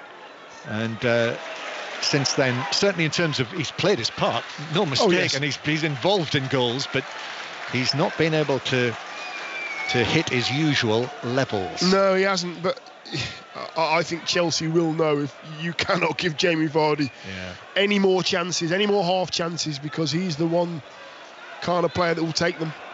Chelsea with Mount inside the Leicester box. Soyuncu clears it, but was blocked by Kante, so Chelsea have got it back now. In added time at the end of the first half in the cup final, Kante with the ball, curls it into the box. Mount tries to turn, but Soyuncu goes down and it's behind, and it's a corner right at the end of the first half. I mentioned Robbie Savage. There will be a 606 once we've done with the cup final. Robbie Savage and Chris Sutton taking your calls. I'll let you know when the lines are open. Hashtag BBC 606. You can get in touch now on social media. Text 85058. Have you seen Robbie this afternoon? Dion, you can answer that after we see this Chelsea corner, which is going to be taken from the right-hand side by Ziyech. Curls it in, glancing header goalwards, but it was heading wide. And in any case, it was whacked away left-footed by Jamie Vardy. And that's the end of the first half of the cup final. Chelsea 0, Leicester 0. Dion Dublin. Yeah, I think it's been a decent first half. There hasn't been many clear-cut chances, a few half chances for both sides. To be honest with you, the defences, for me, on top. Midfield's been a little bit sketchy. There hasn't been any good play in the middle of the park as yet. Honours even is about right at half-time. Yes, and Robbie Savage, I thought he'd come all Martin Bell, actually, but it's a cream jacket. and dark trousers. You're not. What are you trying to say? You're not trying to say that Robbie's trying to stand out, are you? Are you trying to say Robbie doesn't do that? He goes below the radar. That's what Robbie does. Leave me alone. Well, the players are disappearing off the radar for the half-time break here at Wembley Stadium, where it's Chelsea 0, Leicester 0, and it's back to Mark Chapman. It would be safe to say that's the first time Robbie Savage has ever been compared to Martin Bell, hasn't it? But has Martin Bell ever been compared to Robbie Savage? I mean, I hope for Martin Bell's sake, no, really. But a really interesting tactical battle, this, isn't it, Dion? You know, Reece James on the right of a back three to try and combat Jamie Vardy's pace, with Azpilicueta as the wing-back. And Leicester defending very deep, which is giving Mason Mount all sorts of room. Yeah, and you know, you're right with the three as well, with James, Silva and Rudiger. I think that the joy for Leicester is going to come down the right-hand side, because Rudiger's getting so close to Iheanacho when he tries to receive it, when he tries to take him in. There's a massive gap in behind Rudiger's area, and I do believe Leicester will get in that way. Now Evans has gone off, I think the problems may start for Leicester, because the movement of the forward play of Chelsea could be a problem for them, and Evans' know-how and organisation, I'm hoping they'll be able to hold on for as long as possible. Do you switch Vardy and Iheanacho? And I know that's you're then adapting to what the opposition have done, but do you try and take Vardy away from James and see if you can get at Rudiger? No, what you do, you keep Vardy in the centre of the pitch on Thiago Silva, and then what you do is you miss out Iheanacho and have a runner in behind. So you miss out Rudiger. Rudiger's so close to Iheanacho. What you do is you as a centre forward, you'll take him in. There's lots of space in behind. Albrighton can be running into that space. Castagna can be running into that space. That's where they're going to get the joy.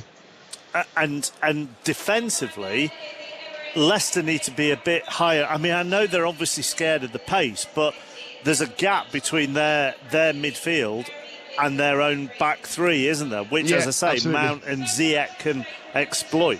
Yeah, and that's why on the odd occasion, or on two occasions so far, you've seen Timo Werner pick it up just outside the centre circle and run at the Leicester defence, because there's a big gap there between Leicester defence and Leicester's midfield. Mount and Ziyech are having chances as well to play it wide and run and get a shot. Maybe Leicester are comfortable with that. Maybe they back their goalkeeper to save anything from 20, 25 yards out. Anything goes wide and it comes into our box, we're happy with that too. So maybe that's a ploy. I wouldn't imagine that Brendan Rodgers wants his defence that deep. Good to hear the sarcastic cheers of fans, isn't it, when an opposition player whams it over the bar, 30 yards over the bar from 20 yards out. Feels like a long time since we've heard that. It's great to hear it, you know, and you can hear the jeers, and you can hear somebody falls over and they're laughing and they miss a chance. It's just great to hear. And that comment from one of the great supporters of sarcasm. May sarcasm live forever, eh? May it, yeah. Yes. Bring back sarcasm. Dion, John, thank you very much. Plenty more from them. Second half on the way, goalless in the Cup final. You don't do sarcasm, do you, Kevin Howells? Of course not, no. Now, do you remember, back at the start of the season, Joe Root's brother Billy scoring a century for Glamorgan against Yorkshire in Leeds? Yes. And who was bowling to him? But Joe Root himself. Not quite the same here in Cardiff today. Billy wasn't bowling, but the England Test captain Joe Root has been bowled for 99.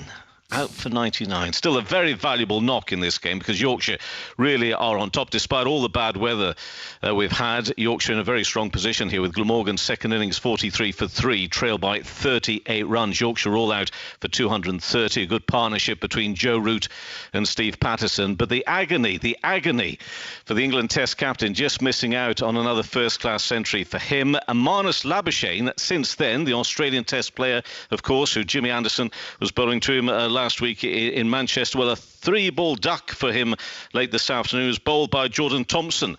So not a good game for the Australian either. And Glamorgan, as I say, in a little bit of bother here at 43 for 3.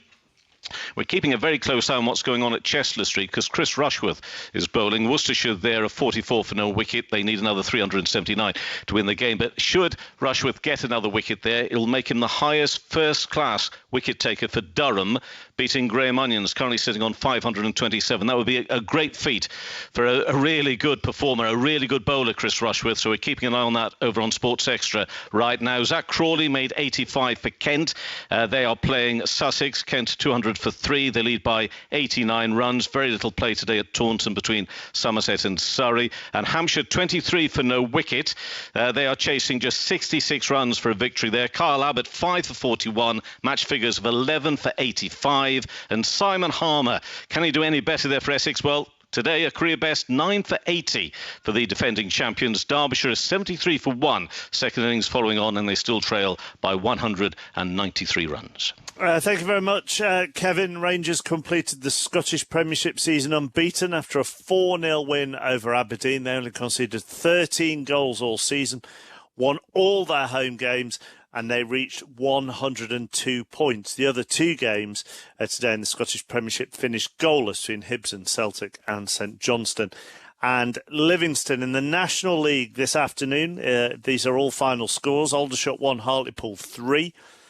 Boreham Wood 2, Wrexham 3, Chesterfield 0, Wealdstone 0, Dagenham and Redbridge 3, FC Halifax 0, Eastleigh 3, Barnet 0, Maidenhead 0, Sutton 3, Notts County 2, Bromley 2, Solihull Moors 2, Woking 1, Weymouth 2, Altrincham 1, and Yeovil 3, Kings Lynn 1.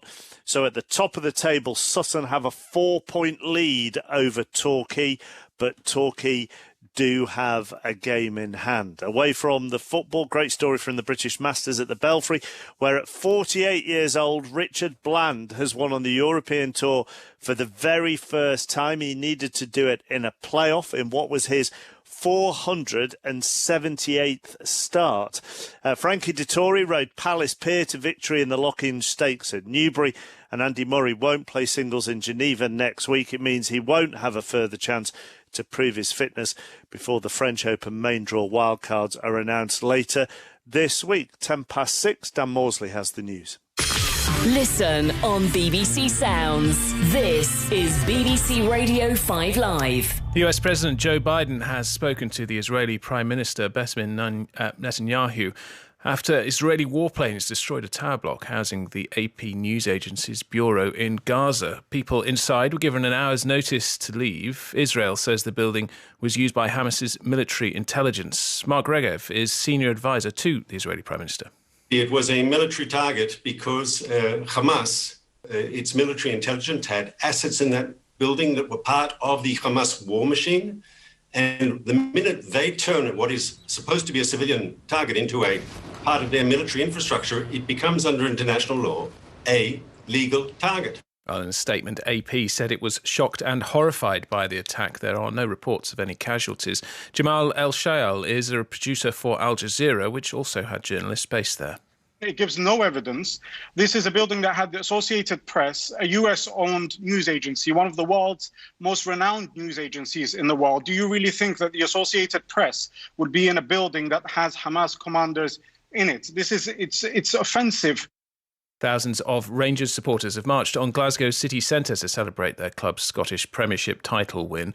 The club and the police had urged fans to disperse after they gathered at Ibrox Stadium for the final game of the season as Rangers beat Aberdeen 4-0. A further 7 people have died in the UK within 28 days of testing positive for coronavirus, according to the latest government figures. Another 2,027 people have tested positive. There have been further warnings that the Indian variant of the virus has caused an increase in cases in parts of Glasgow and Greater Manchester. And Santander says its key services are recovering after a technical issue which left customers unable to make payments online and buy food in supermarkets. The bank said it was working on full recovery by the end of the day. 5 Live Breakfast. It's probable that you're waking up this morning wondering what's happening with the variant called B1.617.2, so-called Indian variant that's spreading in some parts of the country. It's fair to say there's quite a bit of anxiety growing around this and its prevalence. Professor Linda Bald is Professor of Public Health at Edinburgh University. Because we know it's more transmissible, we've got to find the cases first. So that's happening in many areas of England. You will know in the south side of Glasgow as well. That's step one. And then, of course, the support to self-isolate, that's really crucial. So we need to support local public health teams to do their job. And then I do think there's a case for rolling out the vaccines. The first priority would be to make sure that the older and more vulnerable groups, either the small numbers that haven't had a first dose or indeed to accelerate the second dose. 5 Live Breakfast. Back Monday morning from 6. This is 5 Live Sport with Mark Chapman. Goalless at the Cup final, second half on the way. Chelsea 0, Leicester 0. Johnny Evans having to go off in that first half. Once the trophy has been lifted, Robbie Savage and Chris Sutton will be here with 606. Just before we get to the Cup final, Chris, I'm guessing you'll want Rangers fans to ring in and celebrate with you. I mean, that's a phenomenal season. 102 points, won all their home games, only conceded 13 goals, unbeaten all season. I mean, you'll want them to flood the phone line surely tonight. Of course, Mark. Yeah, congratulations to Rangers, the league invincibles, not the real invincibles. That was Brendan Rodgers in 16-17 when Celtic won all the trophies, but it's been a great season nonetheless for Rangers. Yeah, call in Rangers fans. Can you do it next season? But you've got to let them enjoy this season first of all. Surely, absolutely, yeah, and they've thoroughly deserved it. So that would be good. Let's hear from Rangers fans. It's 0808 5909 693. I can't wait, Mark. And as far as the Cup final is concerned, what have you made of it so far? Not a lot. Okay, in all honesty. But there can only be one winner, which would be huge for either team, either manager. Brendan Rodgers has done great things at Leicester City. Got to say, a worry for Leicester. Johnny Evans has gone off. I think that Brendan called him the brains at the back. He's going to be a big loss. Interesting starting lineup from Leicester in the fact no James Maddison. Could he have an impact, though? Where else would you like calls from? Great performance from Leeds. Oh, yeah, I actually missed the game. I saw some of the I saw some of the goals. Right, so at the moment, you're not that impressed with the Cup final. You didn't see Burnley. So it really is only Rangers fans at the moment. Yeah, I was at the horse show, so I missed the Leeds game. Not personally riding, can I just add? Just watching. Now there's an idea for sport relief, isn't there? Chris Sutton does dressage. Yeah, that's an interesting one, isn't it? But no, all joking aside, Leeds, what a season! What an unbelievable season. I think that a lot of people thought in the early part of the season when they were absolutely flying that they would fall away, but they've continued to the end, and splendid win today. Were you still at the horse show during Southampton-Fulham? I missed that one as well. I think that was a meet. Look, listen, I mean, call in Southampton-Fulham fans, of course. That was nothing on the game, though, was there, really? A bit meaningless, but call in anyway. Excellent. Well, probably the most enjoyable trail that we've done all season, I would suggest. Thank you. Yeah, no, Robbie. 08085 909. We're on after the trophy lift. You are straight Yes. after the trophy lift. It's been a long enough show as it is without me hanging around after that. So once the trophy's lifted, you're on. Back to Dion Dublin and John Murray at Wembley. I thought Chris might have been more of a point-to-point man. Would you have thought so? Yeah, I did. No, he's definitely more of the. It's more the show jumping and the 3-day eventing side with Chris. Very good. Okay. For Chelsea, they don't really need to change a great deal, do they, Dion, going into this second half? Not yet. No, not yet. I think there's a few more opportunities for that starting 11 to capitalise on that on the final third play at the moment. So I think he'll leave it for 15 minutes, Chappers, and see what happens. See what they can do. John, it's all yours with the teams coming back out. Yes, and I'm sure you will have been delighted to hear the sound of supporters back in the ground as the announcer welcomed Chelsea back onto the field, and there was a chorus of boos from the Leicester fans. We've missed that.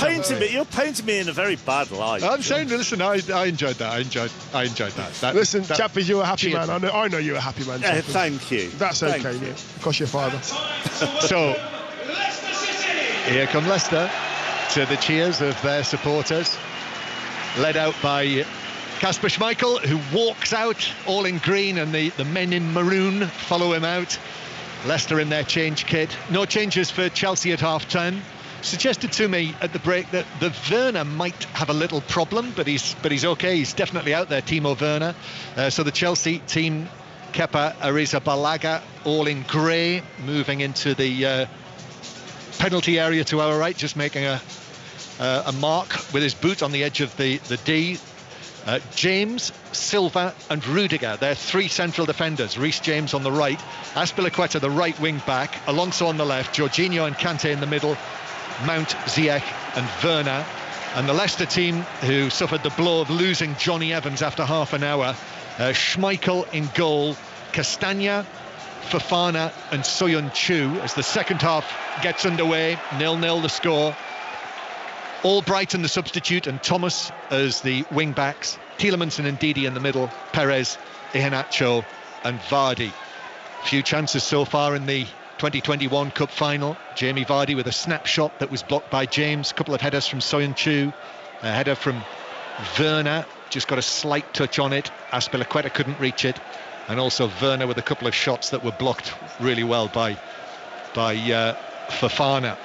So it is 0-0, and it is tight. These two sides who will meet again in that important match in the Premier League on Tuesday night. We've got commentary on that on 5 Live as well. But this is the Emirates FA Cup final on 5 Live and the World Service as well. World Service listeners from all around the globe. I know that this match is being watched by 46 different countries, and it'll be listened all around the world on the World Service as well, as Soyuncu heads it through the middle towards Iheanacho. Now Albrighton, the ball arrives at his feet. Albrighton plays a little ball to the edge of the box, but across comes Thiago Silva to chip it out of play, level with the edge of the penalty area. Albrighton takes a quick throw to Iheanacho, who's trying to wriggle his way past Alonso, who goes to ground. Iheanacho's still in there.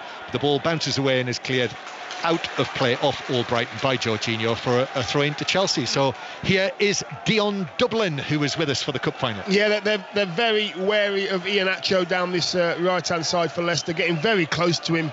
And like I say, if Iheanacho can use his footballing brain and suck in Thiago or Rudiger in behind him, suck him into the space, and then that space in behind will be absolutely perfect for Albrighton or Castagna to go into. He's just got to use his footballing brain a little bit more. Chelsea 0, Leicester City 0. Iheanacho again, all the play on the right wing for Leicester, but Jorginho is able to dispossess Albrighton. And now Kante hits a long pass. This is for Werner to chase, but Soyuncu is underneath that and heads it towards the halfway line. Be interesting to see if the Chelsea approach changes now that Evans is not there anymore. Castagna playing as the right wing back. But they did win at Old Trafford with this lineup, admittedly against that much changed Manchester United team. Ball breaks forward for Chelsea. Here's Ziyech on the left-hand side, Werner on the left-hand side. Ziyech makes a run into the edge of the 6-yard box. Mount runs onto the ball, but as he tries to cross it from the dead ball line, Fofana is able to deflect it back onto him, and it is a goal kick for Leicester. Yeah, he doesn't mind the physical side of the game, Fofana. allows Mount to get to the ball first, and then just ushers him out the way with his strength. Very, very good defending, grown up, mature defending there from Fofana. He must have learnt a lot off of Mr. Evans. Unfortunately, he's not by the side of him right now. Yeah, certainly Fofana would be one of the candidates, I think, for a young player of the season. He's been excellent. Throw-in for Leicester, 10 yards inside their own half on the far side. It's dry now at Wembley Stadium, and 22,000 spectators making a lovely noise that is swirling around the ball. Spectators in the lower tier, that's where the fans are, the supporters, and then there are other key workers and local residents and stadium guests as well in the middle tier of Wembley Stadium. And then the upper tier is covered with the big canvases, so we can see all of the Chelsea badges and messages and slogans like Pride of London, whereas there are lots of foxes on the other half of the stadium on the top tier as Soyuncu carries the ball forward down the left wing. Kante is able to put in the challenge, it bounces away, and then Kante into the challenge with Perez, who's just taken a knock as the two of them came together there. It was a 50-50, and he stayed down Perez. Yeah, that was just a shin against shin. That was. Kante went in, Perez went in, they both went for the ball. I'm looking at the replay here. Yeah, it was just a bit of a shin on shin. I think he's actually gone down to maybe get out of getting a yellow card, because he was higher than Kante on that occasion. So yes, throw in only that is taken by Chelsea. And now here is Kante. N'Golo Kante, serial winner, Premier League winner of the FA Cup with Chelsea already in his career, Europa League winner, World Cup winner, as Rudiger strikes a long ball forward. Fofana's underneath that. Castagna's beaten to it by Alonso, and Alonso tried to slip it through, but Fofana was able to get a touch on that. And Fofana now will receive the ball back and set off forward and play the ball for Albrighton, who goes for an early ball across the edge of the Chelsea penalty area, but Kepa was out into the D to clear it. That wasn't a million miles away, landing at the feet of Jamie Vardy. And then Tielemans puts in an excellent challenge on Werner, who is trying to make ground down the left. That was uncompromising. Excellent from Tielemans. Yeah, and Thomas Tuchel is not happy at all. Look at his arms. He's slapping his arms on his thighs. They're coming up in the air. He's slapping his thighs again. Whether he's saying to Timo Werner, you need to be stronger, but yeah, the eye contact from Werner tells me that the manager wants a word with him. He's not happy with him at the moment. Chelsea 0, Leicester 0. Thomas Tuchel, who's in his customary outfit down there, the tight-fitting blue Chelsea leisure gear, or coaching gear, I suppose you'd call it. The tight blue tracksuit bottoms that are just a few inches too short. Here's Alonso standing tall and holding off the challenge. Mount couldn't get to that, and then Jorginho. Tielemans is caught in there. That was late from Tielemans. The ball had gone. Free kick's been given. Tielemans protests. It's only going to be a free kick. I'm not sure if that was bad as Jorginho made it out to be honest with you. I think he was going at pace, and Tielemans was kind of going for the block slide tackle, and there's a little bit of contact there, but I think Jorginho kicked Tielemans. Yes, actually. Yes, there was a bit of a roll around, 3 or 4 rolls, but yeah. Chelsea 0. You only get a free kick for 4 rolls, I'm afraid. Yes, I've seen that. As the ball is played forward for Chelsea. Back it comes as Chelsea play from right to left as we look in the second half. So the two teams attacking their own sets of supporters. Kante into the penalty area, which Castagna is able to turn it, and it runs out of play. Timothy Castagna at the end of his first season in English football. There can't be too many Belgians called Timothy who played in the FA Cup final in its 140 editions. It's been going for 150 years. It was 1871 that FA Cup matches were first played, so it is something of an anniversary this year for the great old competition. You've played in the final, Dion. Yeah, many many-matches in the competition as well. Yeah, it means a lot to me. It really does. I was on BBC TV earlier today. I was telling Dan Walker it was FA Cup today, so I had to shine my shoes last night, make sure my shoes were nicely polished for the FA Cup today. That's the respect I have for this competition. Yeah. I have just seen Maddison sprint out from the dugouts to get himself warmed up. So Maddison could be joining the action very shortly for his first FA Cup final. He's got a lot to prove. That England squad being named a week on Tuesday, the 26th. He's not been in an England squad at all this season. Of course, he's had spells out injured.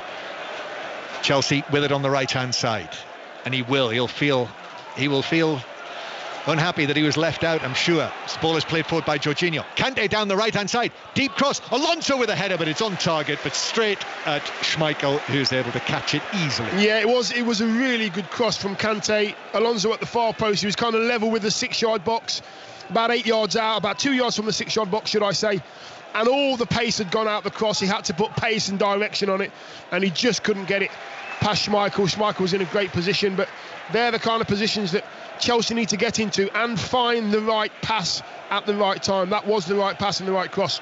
BBC Radio 5 Live, lines are open for the 606. Phone in later, 08085 909 693 to talk to Robbie Savage, who is here at Wembley Stadium, and Chris Sutton as well. They'll be taking your calls once the final is over. The highlights are on Match of the Day tonight. The FA Cup highlights after the Premier League highlights on BBC One. World Service are with us as well. Over on Sports Extra, the County Championship commentary continues in the cricket, and the news from the National League today was that Sutton won 3-0 away to Maidenhead, and they're now 4 points clear of Torquay with 2 to play. Torquay play at Stockport tomorrow, so Sutton pushing for a place in the Football League. Matters being decided as we head towards the end of this season. In 2 weeks' time, Chelsea will be playing in the Champions League final against Manchester City, so you can certainly argue that this match is not even Chelsea's biggest game of the month.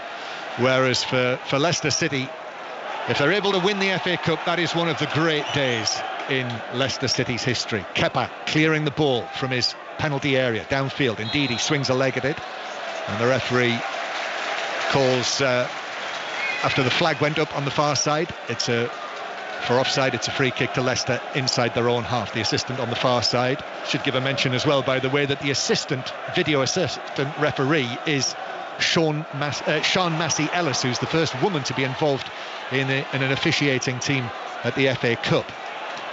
Tielemans swings the ball in from the right-hand side, but James came across and got to it first and was able to steer it behind for what is Leicester's first corner of the final. You know what, that's not a bad ball at all, that is. Tielemans tends to not even look where he puts the ball. He knows he's got to put it into a dangerous area. Then he forces his teammates to get into the box. I think that's what they need. That's really what Castagne's going in there. Get the ball in the box. Leicester City supporters, they're at this end, are on their feet. A number of them have brought inflatable FA Cups. They're waving them above their heads. Tielemans to take the corner then. Outswinger towards the penalty spot. James is underneath it to head it away for Chelsea. Albrighton steers it low back to Tielemans, and Tielemans with a cross towards the back post, which is headed away for Chelsea by Alonso, and it runs out on the far side for a throw-in.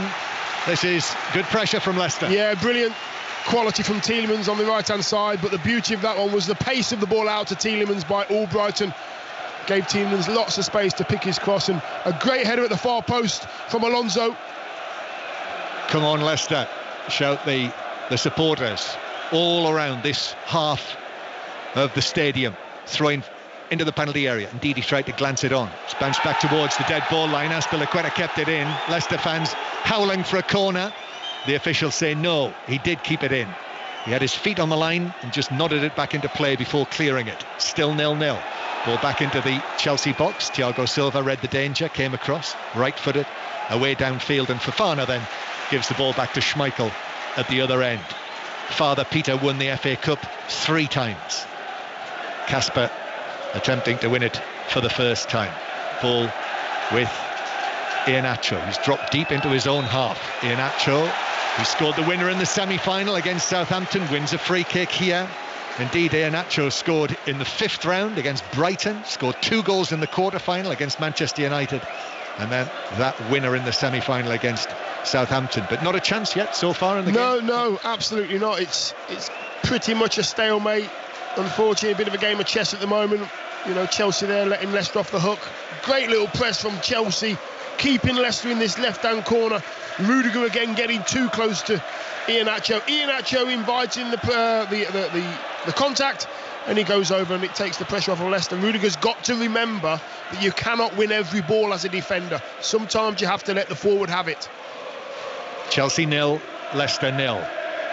Dion played here in the FA Cup final for Aston Villa, and that was the That was the last one, wasn't it? Before the the Twin Towers came down. The last one at the old Wembley, and it was a rubbish final. It was terrible. Yeah, one of the worst. Were you waiting for me to say that? Were you? Well, it really was. It was terrible. Yes.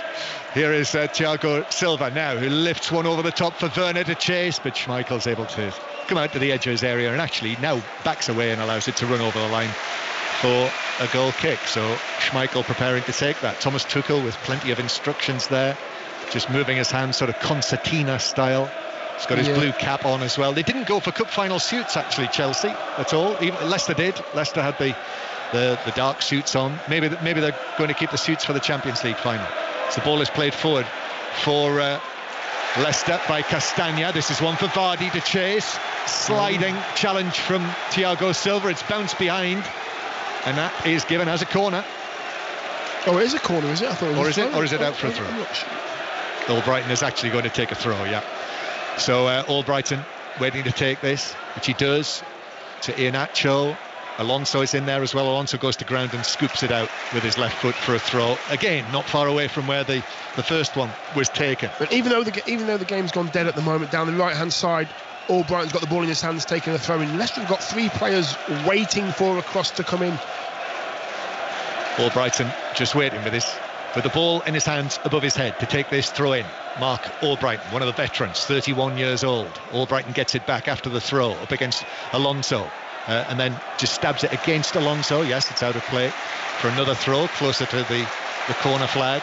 Albrighton gets a huge cheer as he wanders off there. That must feel great, as the footballers have had all of these months without any reaction with the fans, and to have his name sung and to have support like that. And he picks up the ball and he walks back and he takes this throw again at close range. Albrighton gets it back, lovely footwork, beats Alonso, swings it in, and this is a corner. Came off Rudiger at the near post, deflected behind. That's what they've been trying to sort down this right hand side, get it down to Albrighton, Castagna, Tielemans. They've got good quality down the right hand side, and they never refuse a cross. Tielemans now's taking the ball this will be an outswinger on this occasion.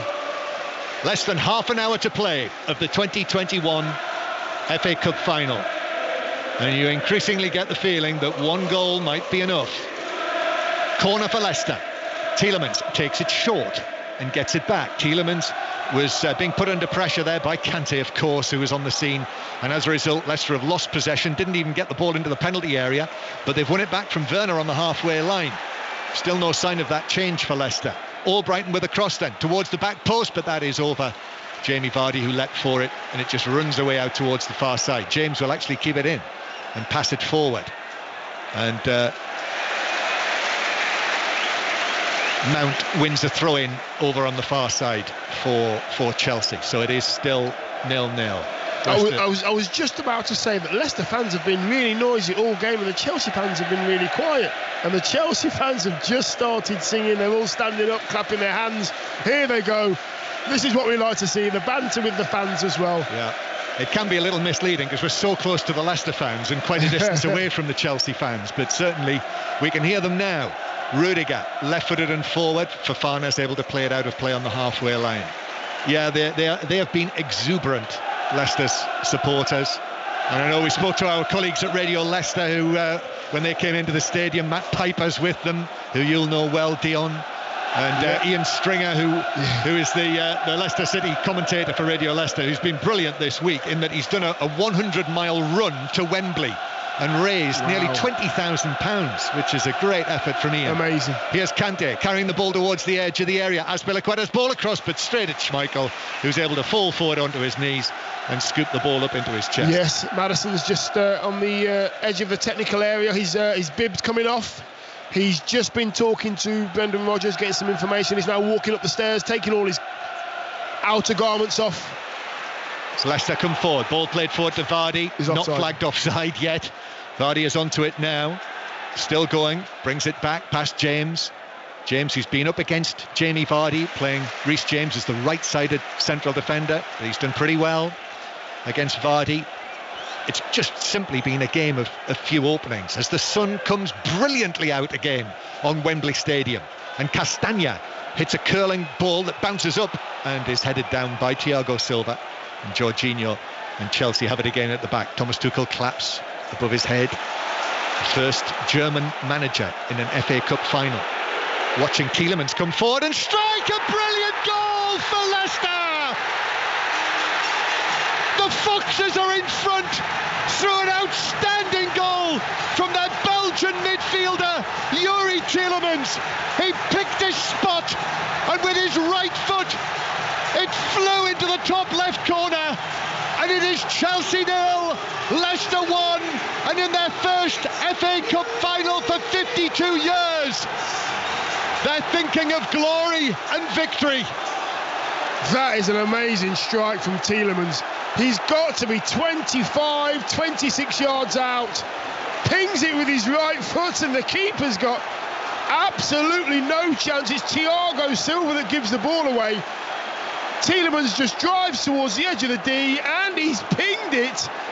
Keeper's top right. As we look at the goal, top left, the ball doesn't spin. It's motionless, the ball, from the time it leaves his foot to the time it hits the back of the net. That is an absolute worldie. I'm being told there was a question that there might have been a handball in the build-up to it. But VAR, I'm sure they will have looked at it, and the goal stands, and Leicester are on course to win the FA Cup final for the first time in their history. The goal scored in the 63rd minute, so less than half an hour to play before Leicester could celebrate. That's a long time in footballing terms, though. And no Johnny Evans anymore. Fofana is there, though, heading the ball away. It comes out. Ziyech tries a shot from 23 yards, and it took a flick. As he did so, flew away over the top of the crossbar, and it's a corner for Chelsea. They did have a few warnings, Chelsea. Tielemans had tried that a couple of times before. He did get blocked. One went out for a corner as well, but this time there wasn't enough pressure, and it was a absolutely beautiful strike. Pressure's on now, though, for Leicester. Can they hold on? 1-0 to Leicester. Corner for Ziyech. Ziyech hits it deep, very deep, towards the back post. Fofana watched it all the way, and just as it was dropping for Mount, Fofana got his head to it and nodded it away. And Kepa, who was beaten by that right-footed thunderbolt from Youri Tielemans, didn't get near it. It felt like almost slow motion, Dion. Yeah, it did. The way that it left his foot and found its way into the net. And I feel, I don't know about you, that Tielemans has been one of the best players out there today. And, well, he's stepped that up with that goal. Yeah, I'd have to agree. He looks very comfortable on the ball, trying to make things happen for Leicester. I think it's going to be a change for Chelsea again. Pulisic. And Maddison is now going to come on. Leicester leading by 1-0. And the end to our right is buoyant. 6,250 Leicester City supporters are singing their songs, and Werner flicks it on into the penalty area, and Schmeichel comes out and gathers it quite comfortably, sliding onto his right side. Yes, Pulisic, the American, the number 10, is going to be Chelsea's first change. And remember, in the FA Cup final, in the FA Cup, you can make 5 changes in the 3 separate windows. So we could see a flurry of them. Castagna clears the ball away. Jorginho, Kante stabs it into the box. That's going nowhere for Chelsea and will bounce harmlessly through for Schmeichel, who will wait as long as he can before he picks up this ball. And this noise, this is magic to hear for those of you who've been listening and watching in frustration at not being able to get into football grounds. To hear this is great. We're lapping it up. The sound of jubilant football spectators who feel that the minutes are ticking down towards winning the FA Cup. So it's Iheanacho who is withdrawn from Maddison. It's not really happened for him today. No, he's actually kind of been marked out the game by Rudiger, not been able to get faced up towards his defender, back to play all the time. But no, he's had a very good season, Iheanacho. Maddison now pushes Perez further into the centre. I think he's gone alongside Jamie Vardy, actually, Perez, by the looks of things. And Chelsea make a double change, and the whistles and boos are for Ben Chilwell, who made his name with Chelsea, of course, before leaving last summer for Chelsea. Rather surprising, really, that he wasn't in the starting lineup for the FA Cup final, but he's on the field now replacing Alonso. And it is Hakim Ziyech who makes way for Pulisic. So the man who scored the winning goal in the semi-final will not score in the final. The first Moroccan to play in the FA Cup final, Hakim Ziyech.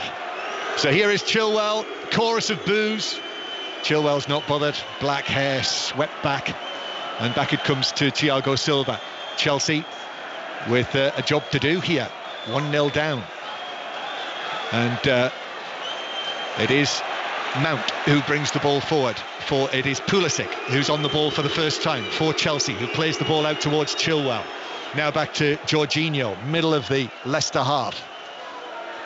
Square to Reece James. Leicester City dropping right back into position. Brendan Rodgers moving from foot to foot as he watches his team try to frustrate Chelsea now. Jorginho is forced away towards the centre circle, and then Rudiger towards the left-hand side. Chilwell, and then again back to Jorginho, sort about the ball forward, but this is all very static for Chelsea. This Leicester are effectively saying, come on then, find a way past us.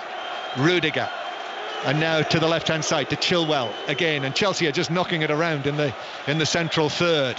This is going to be a real challenge for them. Chelsea, who were beaten 2-0 by Leicester in the Premier League in January. They'll play at Stamford Bridge in that important match on Tuesday night, and now the onus is on Chelsea to try and find a way past this obdurate Leicester City team. Rudiger forward again towards Mount to Werner. Werner now turning, he's got Chilwell to his left, but Fofana is able to step in and block it away towards the halfway line. I think the die has been cast, Dion. This could be the shape of things to come in this match. Jorginho plays it to the edge of the area, bounces away, comes back to James, and now Kante. Jorginho between the centre circle and the penalty area. Jorginho picks out Pulisic. Pulisic is challenged. It runs to the right-hand side to Azpilicueta. Now in the area, lovely flick by Mount. Mount then challenged by Soyuncu, and the ball runs through. Mount went down. He looks towards referee Oliver, who just wags his finger, and Schmeichel picks it up. Yeah, nothing doing at all. This is going to be a game of concentration now. Leicester out of possession. They're going into a 4-5-1. Jamie Vardy up the pitch on his own, and I've got to say, if they do get the ball back while Chelsea have it, if they're lucky enough to, it's one-on-one, Thiago Silva and Vardy, and there's only one winner. 5 Live in the World Service from the BBC. On 5 Live, 6:06 to come with Robbie Savage and Chris Sutton. Robbie Savage will be cock-a-hoop for his old team if they're able to hang on and win the FA Cup for the first time in their history. Beaten in 4 finals, but this might be 5th time lucky. Yuri Tielemans, you need to see that goal this evening, whether it be on the highlights on the BBC late tonight or otherwise.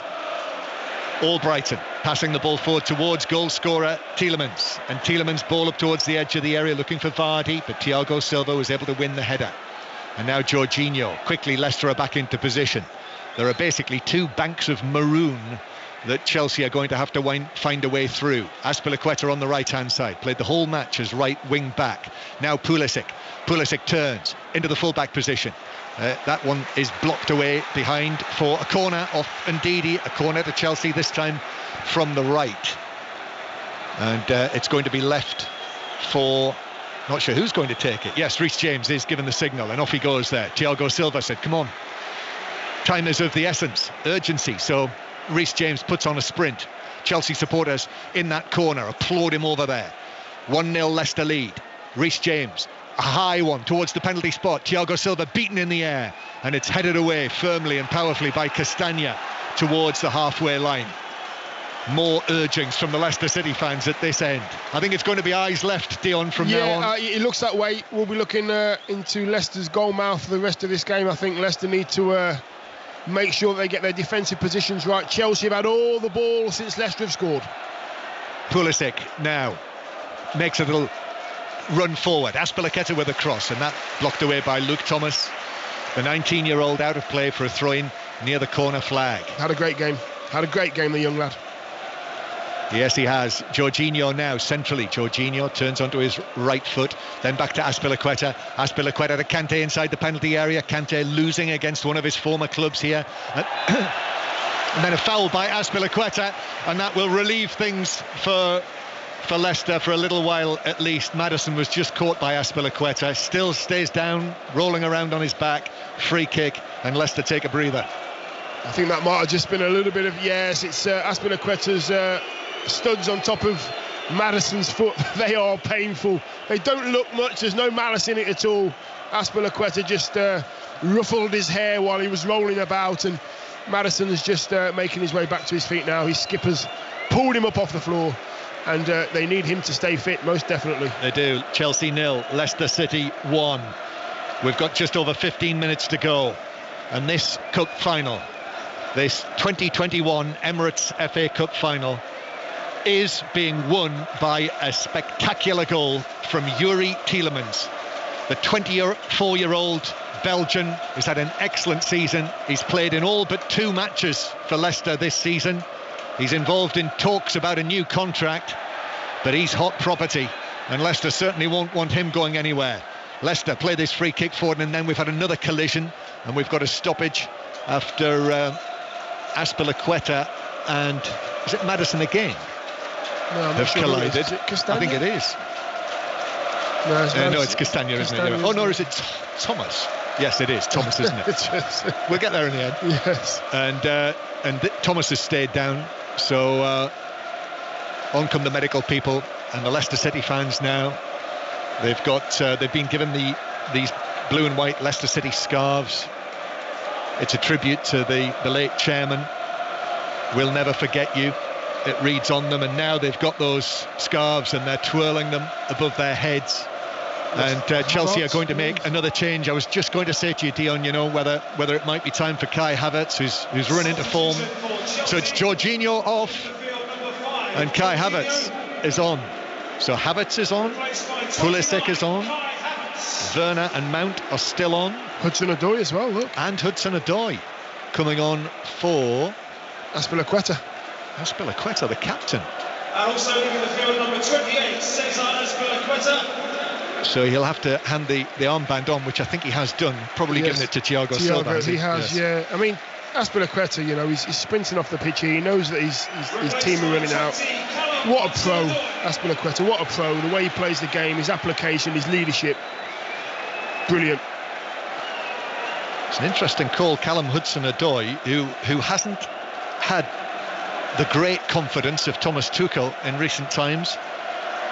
He's come on as a substitute in the last couple. Yeah, maybe this is a chance to, last dying embers of the game, a big game as well.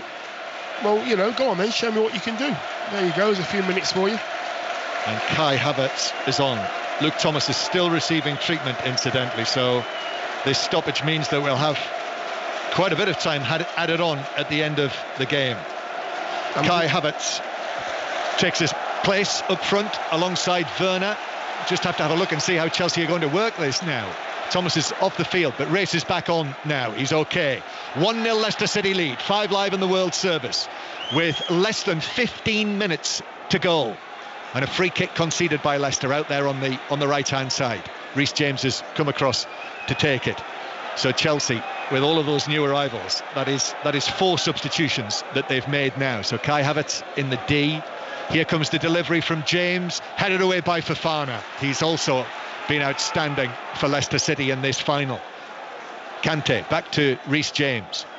James swings the ball all the way across towards, you guessed it, Ben Chilwell. Now Kante. And now Thiago Silva, who has got the captain's armband on, can clearly see it, white against his blue shirt of his upper left arm. Pulisic now on the right-hand side, turns away, down into the full-back position. The penalty area is packed. Pulisic, though, goes back to Kante. Kante drops a shoulder into the box. Kante's chipped towards the back post, is headed down. Schmeichel gets down and makes the save. At the back post, a downward header, which Schmeichel scrambled to his right and managed to get to. And Chilwell with the header. Ben Chilwell. Who, as he headed it down, It struck the post. Schmeichel got there. I think he was covering it anyway. Yeah. But it struck the post and was put behind.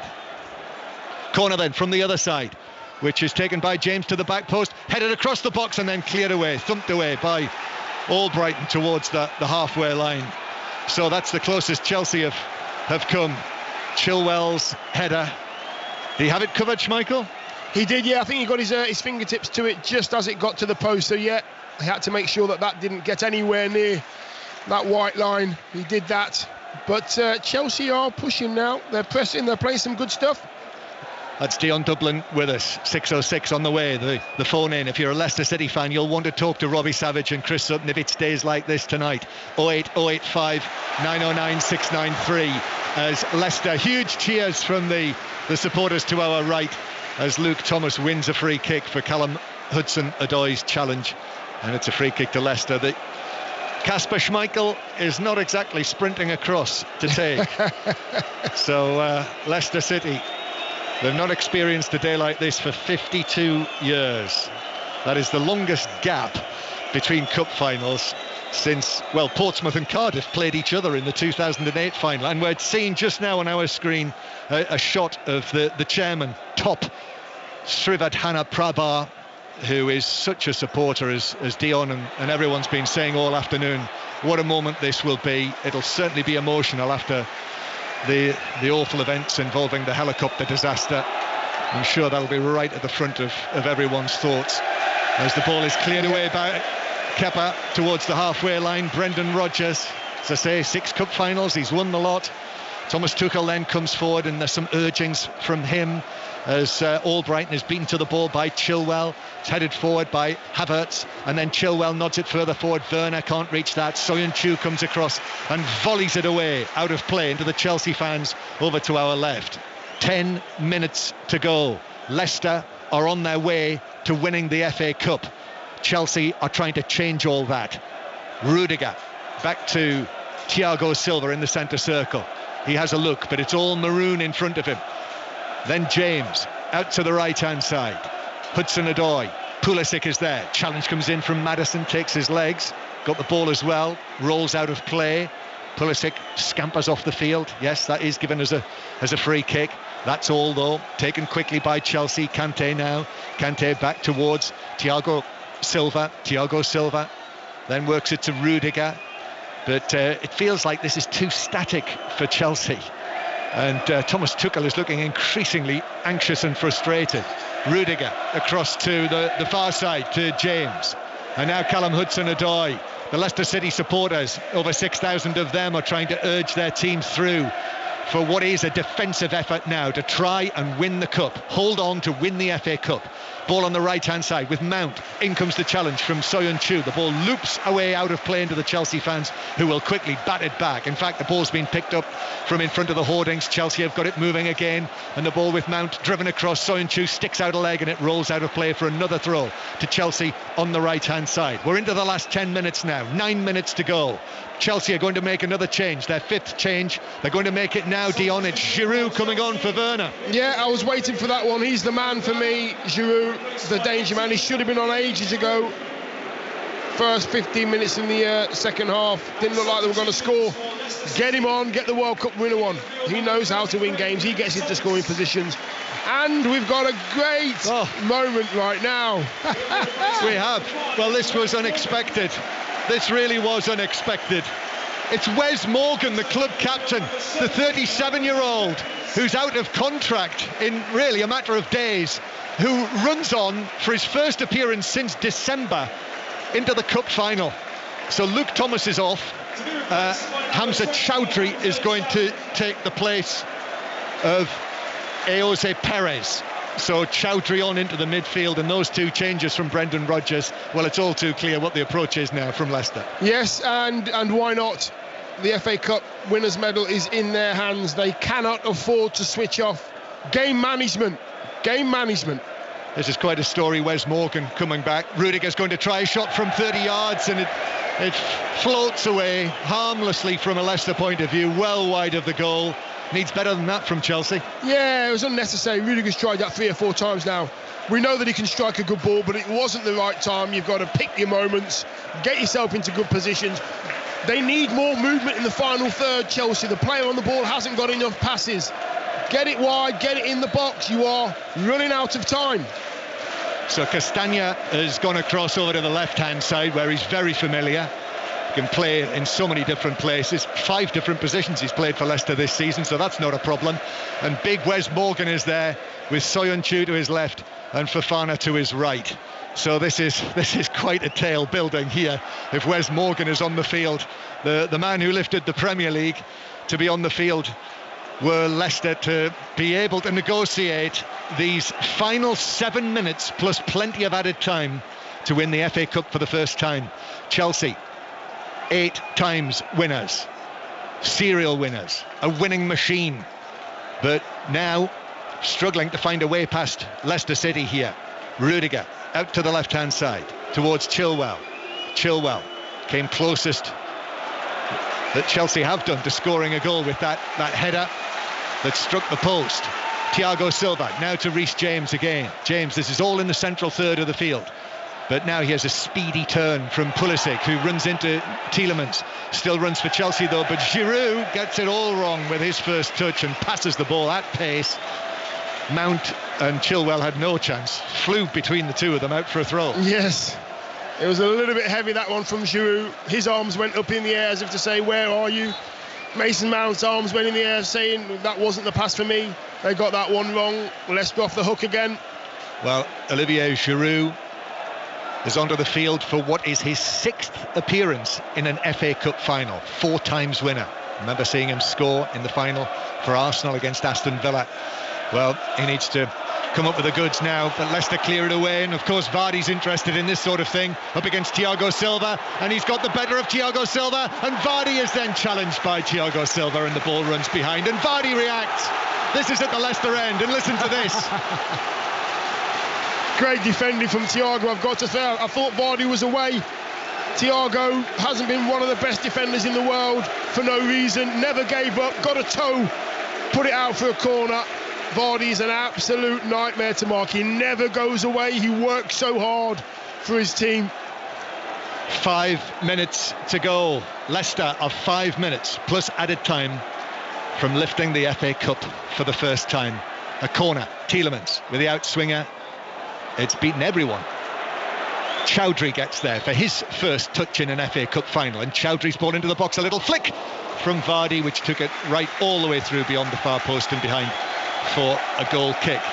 Listen, this has not been the best of FA Cup finals, not by any means, but this is quite a story. And with all of the supporters back in after the behind closed doors final last year that I hope we never see the like of again, when Chelsea were runners-up, remember, against Arsenal, so they could do a Newcastle. Chelsea losing in 2 successive FA Cup finals.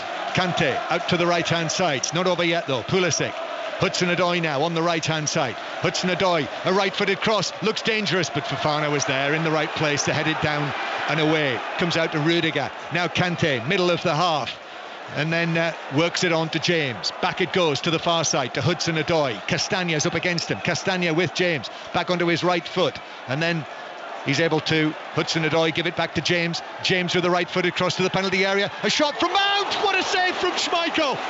Leapt to his left. It was bang on target. But the save was made brilliantly by Schmeichel. Corner. What a moment that was. That was hit at pace on the volley, and Schmeichel made the save. Here's the corner, headed away by Morgan, nodded back in. Leicester are right up against it. Thiago Silva pulls it across. Schmeichel's lost it. No, he's got it.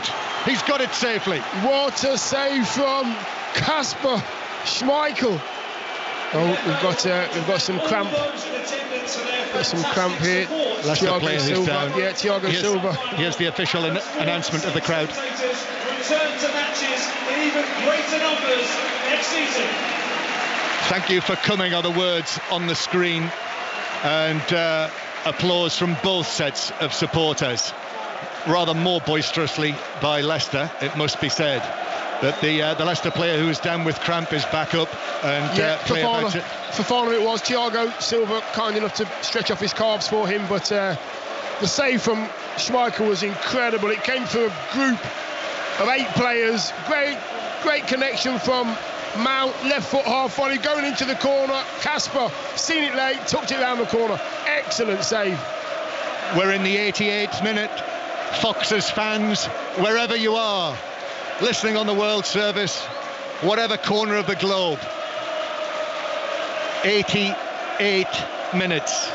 Leicester are in front through that goal 20 minutes ago, that wonderful goal that will, if it turns out to be the winning goal in the cup final, that will be right up there in Leicester City folklore. Oh yes. Listen, we've got a great vantage point here, but we can see the BBC TV studio, and you can always tell when Gary Lineker's nervous. He hasn't stopped moving for the last 15 minutes. Ball into the area. Oh, chance here, and it's deflected into the net.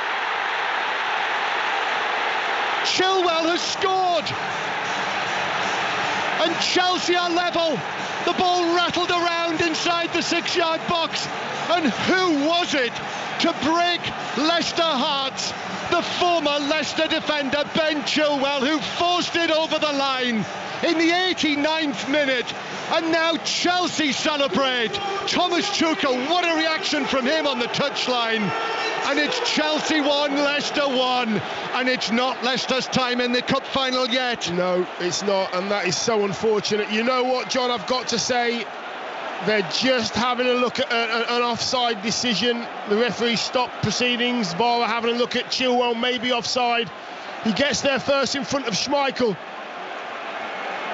And it's a very difficult one. VAR's here. Offside. It's offside. Oh, hang on. And it came off Wes Morgan, you know, I think.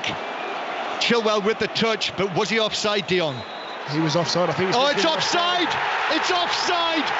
VAR says the goal is ruled out.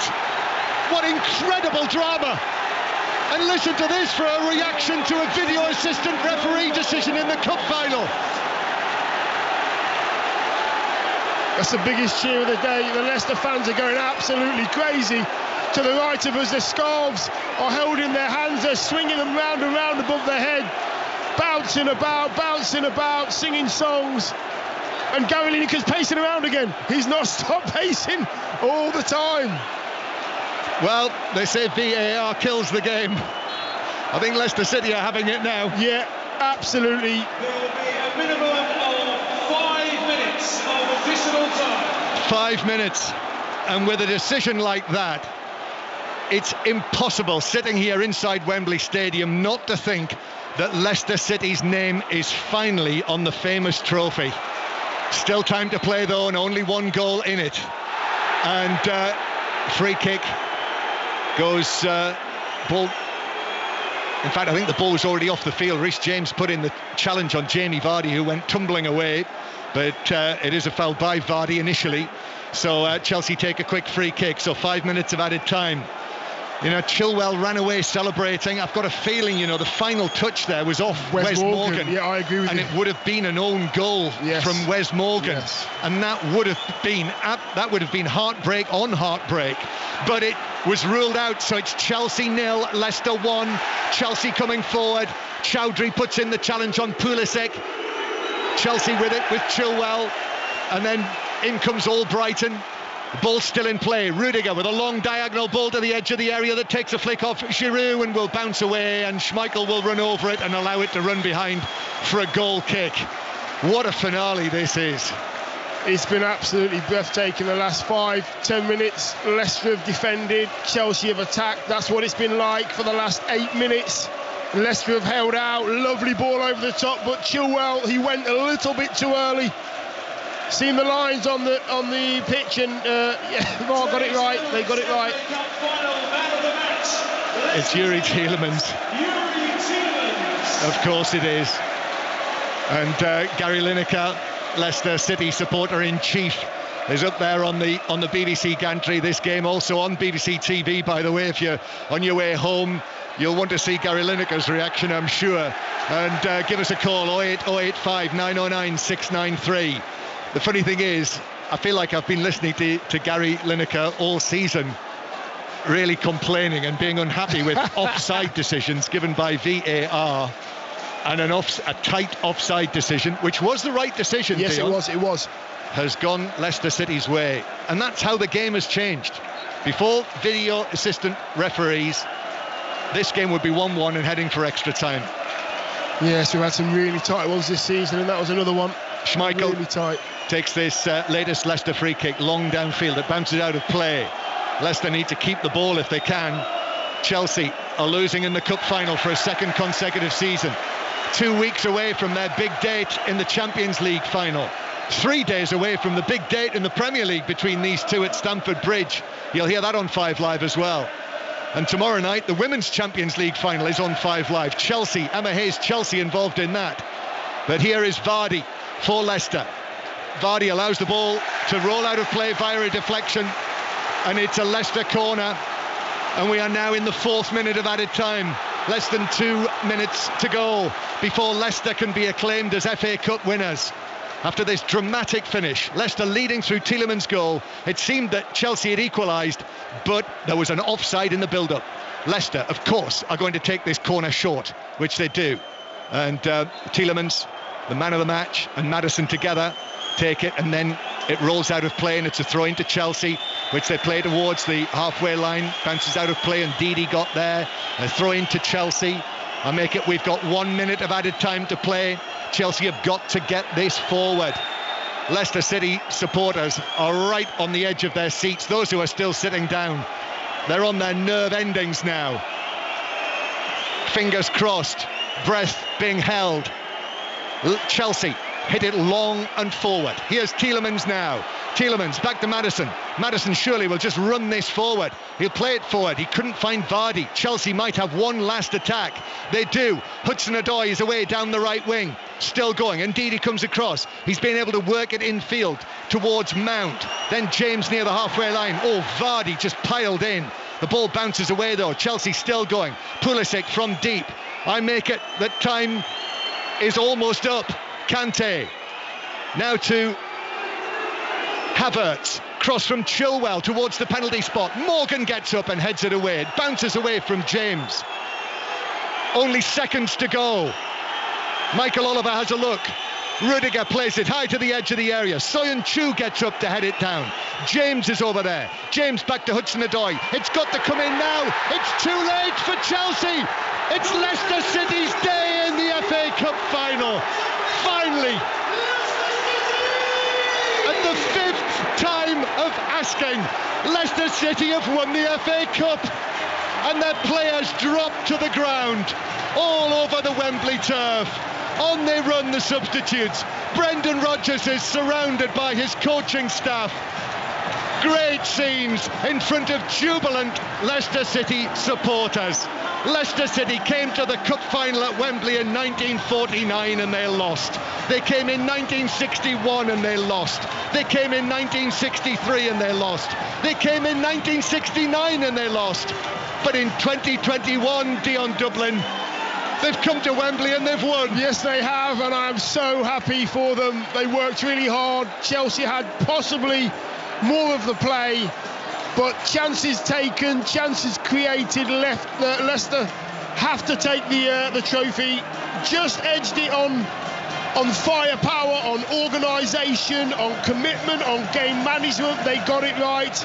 And I've got to say, the seniors on the pitch today for Leicester were outstanding. My thoughts are with Johnny Evans for missing out on this game, but I've got to say, congratulations Brendan Rodgers and the players of Leicester, and the fans have made it an amazing occasion too, both sets. Well, it wasn't the greatest FA Cup final, but by gum, it was dramatic. Yeah, it was dramatic. You know, there was a great save by Kasper Schmeichel. Lovely strike from Mount, but I'm looking at the pitch now, and the Leicester players are embracing each other. Some of the Chelsea players are on the floor, distraught, as you would expect. I've been in that situation myself. It's very, very hard to take, but Leicester City have won the FA Cup. Chelsea runners-up for a second consecutive season. First team to do that since Newcastle in the late 90s, Alan Shearer's Newcastle. And the Chelsea players are disconsolate But Leicester players now, after celebrating together, now they're mingling together. I see James Maddison just going across. Jamie Vardy as well is leading the Leicester players. Goes across to Olivier Giroud. Rudiger sitting on the ground. And the presentation platform is being built in front of us as well. Chelsea supporters, many of them have already disappeared out of Wembley Stadium. But Leicester City fans are going absolutely nowhere. Leicester City have won it. They've beaten Chelsea. They meet again at Stamford Bridge on Tuesday. Chelsea have got to go to the Champions League final in a fortnight's time. But now Kasper Schmeichel is leading the Leicester City players from the halfway line, and they are running into the half where all of their supporters are. And these are great scenes at the end of a cup final, punching the air. Leicester City players jumping joyously, bouncing across the turf and enjoying the moment with over 6,000 fans inside the stadium.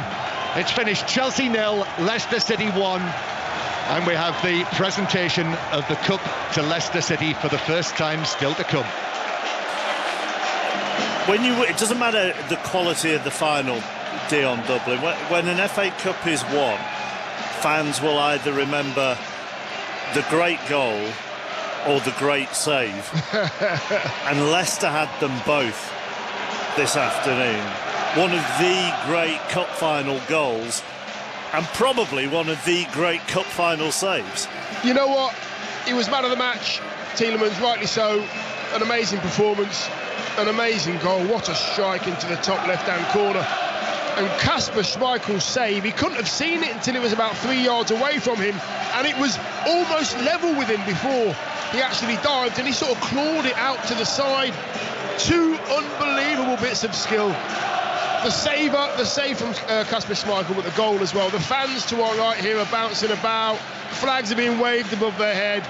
And it was great to see Kasper Schmeichel sort of release himself from all the lads there, and then he sprinted towards the Leicester fans. The other players thought, I want to go, so they all went, and it was just an amazing sight. Well done, Leicester. They deserved it, chappers. And what a moment as well for Brendan Rodgers. All his success in Scotland and his work with Leicester now starting to pay dividends for him. Yeah, it is, and I think it's that little bit of patience that he's shown with the younger players coming through, the seniors he got on board very, very early. They really got on board with the plan. You know, Johnny Evans, what a very, very good player he's been. He's marshalled that back four.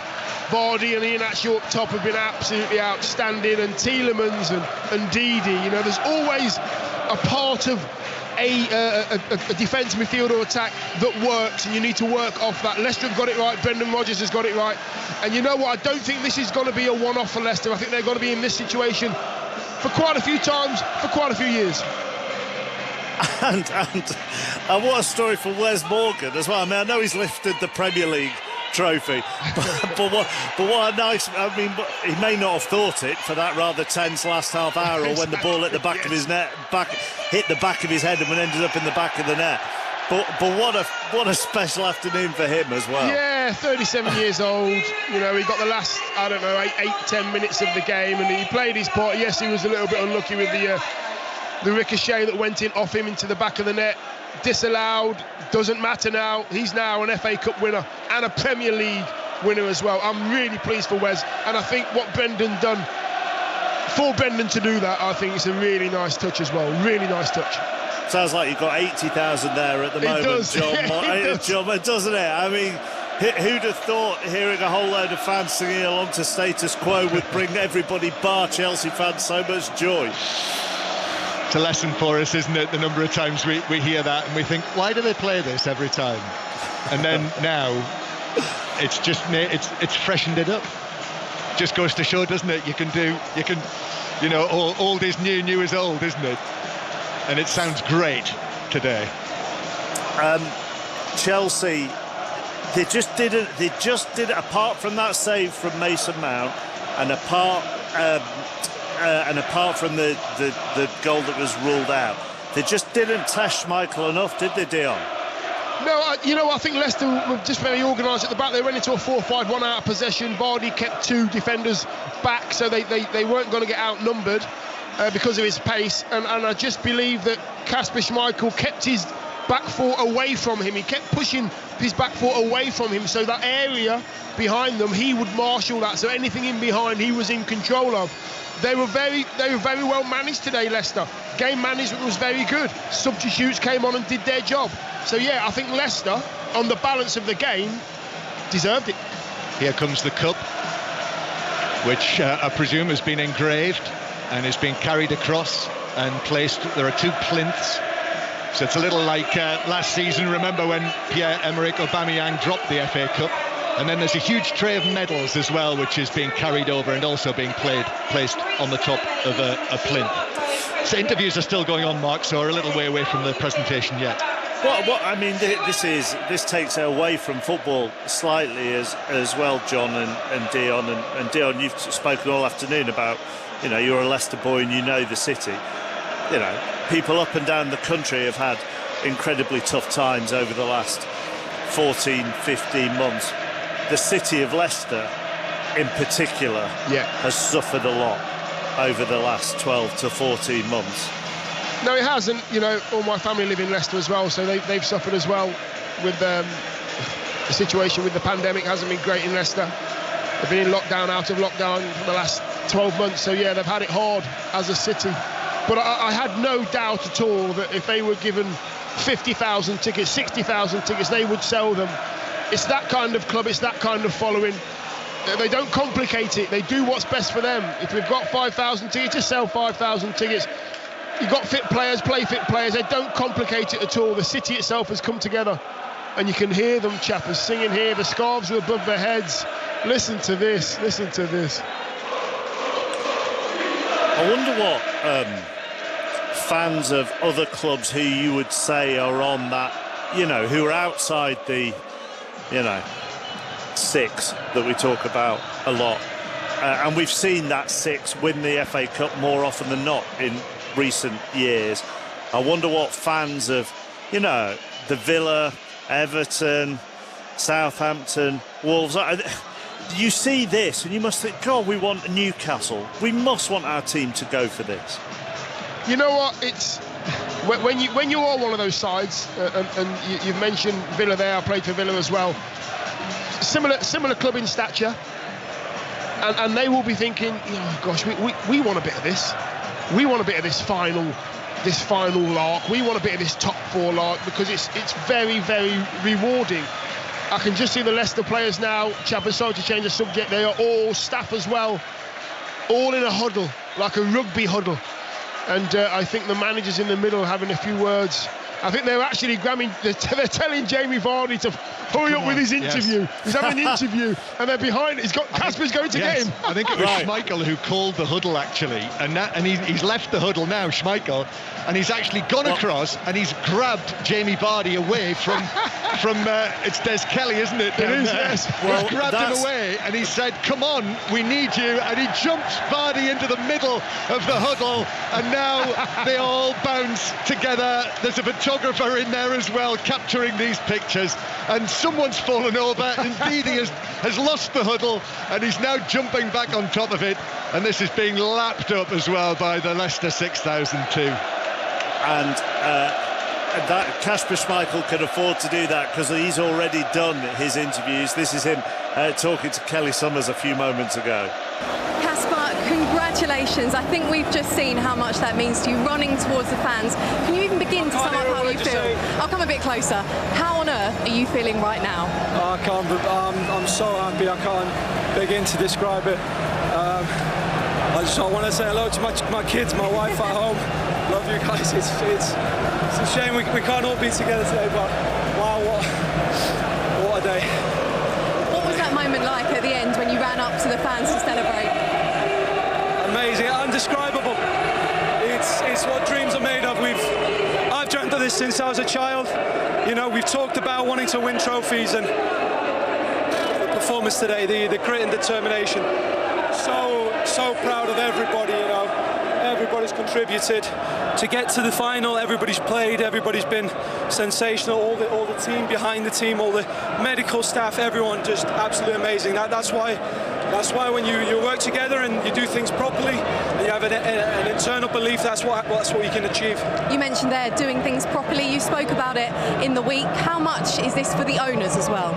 Yeah, it's exactly that. You know, we none of you will be able to see on the inside of our shirts. We have a picture of him, so he's always with us, Kunvichai, and obviously for Top, this is what we dreamt of. This is what we talked about so many years, and today for the fans. Look at it, it's just it's amazing, it's amazing. Of course, Yuri will get the headlines for this one, for his goal. But Yuri will get the headlines for his goal, but how big were those saves from you at the end? I mean, look, Yuri, wow, what a finish, what a finish. You know, it's one I didn't even dare to celebrate, because you know there's always going to be a VAR or something, so didn't dare to celebrate it, but yeah, what can I say? And where can this Leicester side go from here? Does this feel like this is the beginning of something very special at Leicester? Listen, today is an amazing day. It's a great day, and we'll enjoy it thoroughly. But we're training tomorrow. We play them again on Tuesday in a massive game again. So we, like I said, today we enjoy it. Tomorrow we have to dust ourselves down, and we can't really think about that anymore because you know they're a top class side. They're going to want revenge. Kasper, congratulations. Enjoy that trophy lift. Lovely interview, John Murray. Yes, the presentation about to begin. And just as I was listening to Kasper Schmeichel say those words, I couldn't help look at the Chelsea players who are still on the pitch, all standing alone, socially distanced, having to watch Leicester celebrations at the other end after losing the cup final, and thinking that they have got to play them on Tuesday night in the Premier League. Well, the presentation is now taking place. The Chelsea players are collecting their medals separately, their runners-up medals. So the Leicester players are moving now past the tray where their new look medals for the FA Cup final this season are all gathered, and that tray is almost empty now. The FA Cup is standing gleaming, and they're all walking past. I see that Prince William, the Duke of Cambridge, is just having a laugh and sharing some words with Jamie Vardy, who just shakes his head. Actually, I don't know what was said between the two of them. And Yuri Tielemans, now the man who scored that great goal, well, how good he bows his head to Prince William as he walks past him.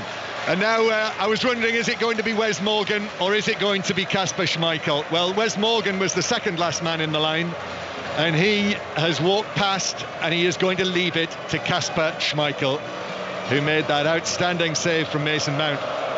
Prince William picks up the FA Cup and he hands it to Kasper Schmeichel, and he won't raise it just yet. And across he comes in front of the podium where the Leicester City players are gathered. Leicester City with Wes Morgan and Kasper Schmeichel lift the FA Cup together, and Leicester City have finally done it. They've won the FA Cup for the first time in their history. Flames go up, silver streamers come down. It's like a huge mass of silver spaghetti that is all over the Leicester City squad, and the FA Cup is in there somewhere. Leicester City, having won the Premier League in 2016, they were the only club to have won the league that had never won the FA Cup, but not anymore.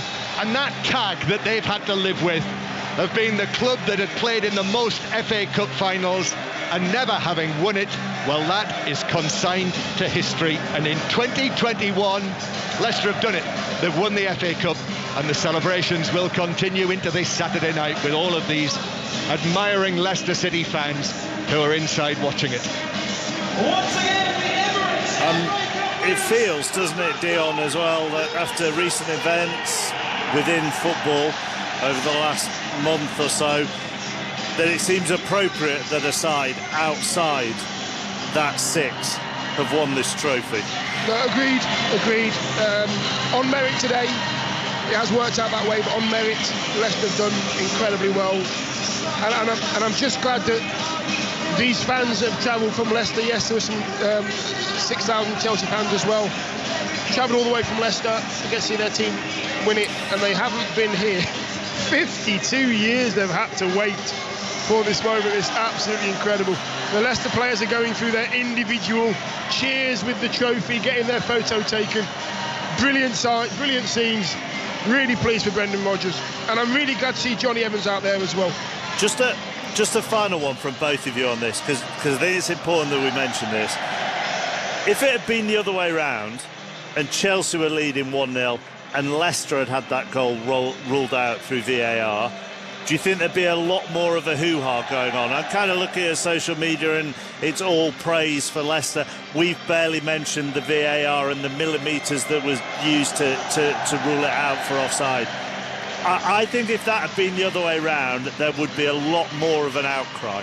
Maybe so, and as I say, you know, everyone in all areas of the game have been complaining about that aspect of VAR all season, and I'm sure that it's something that eventually will be looked at.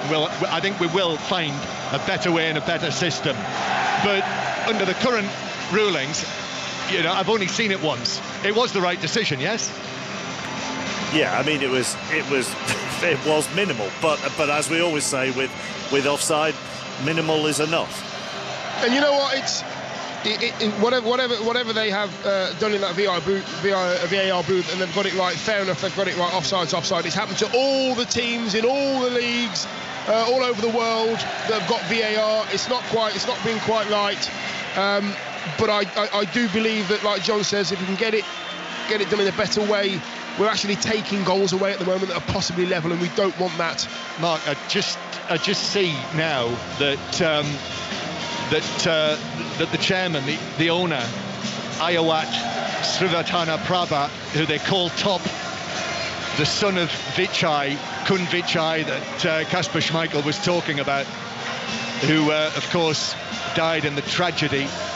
Kasper Schmeichel bringing him down, and he is joining in the celebrations, and they're standing round and they are applauding him, and he is right at the centre of things, and that's a really emotional scene down there, and he clasps his hands together, Top, and he bows to the Leicester City players, and Yuri Tielemans is there, and the two of them are involved in an almighty embrace, and he's been handed the FA Cup now, and he lifts the FA Cup, and the players gathered all around, raise their arms and applaud. He's got the FA Cup in his hands. That's a great moment, really, with in the history of the recent history of Leicester City.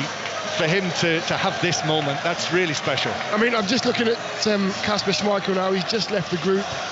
I believe he's on a FaceTime call, but he's wiping his eyes. He's crying at the same time as this FaceTime call. He actually forced the owner down. He dragged him onto the pitch, and he didn't want to come onto the pitch, as you would imagine. Straight in the middle there, Kasper said, "This is your time." They thrust the trophy into his hand.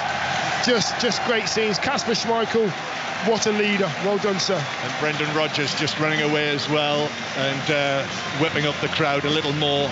I mean, you know, you mentioned it, Mark, and I was really pleased that you and Dion did talk about it earlier in the afternoon about Leicester City as a football club.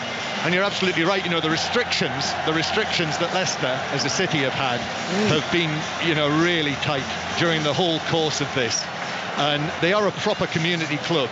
And I can attest that when you go there, it's absolutely the case. That is one of the friendliest welcomes that you get in the Premier League. Whether it's right on the gates when you go in, or whether it's with Marie, who runs things behind the scenes, or whether it's Anthony, who runs the media side, and Johnny as well, or Sarah Jane, who's looked after me during the Beast from the East this season.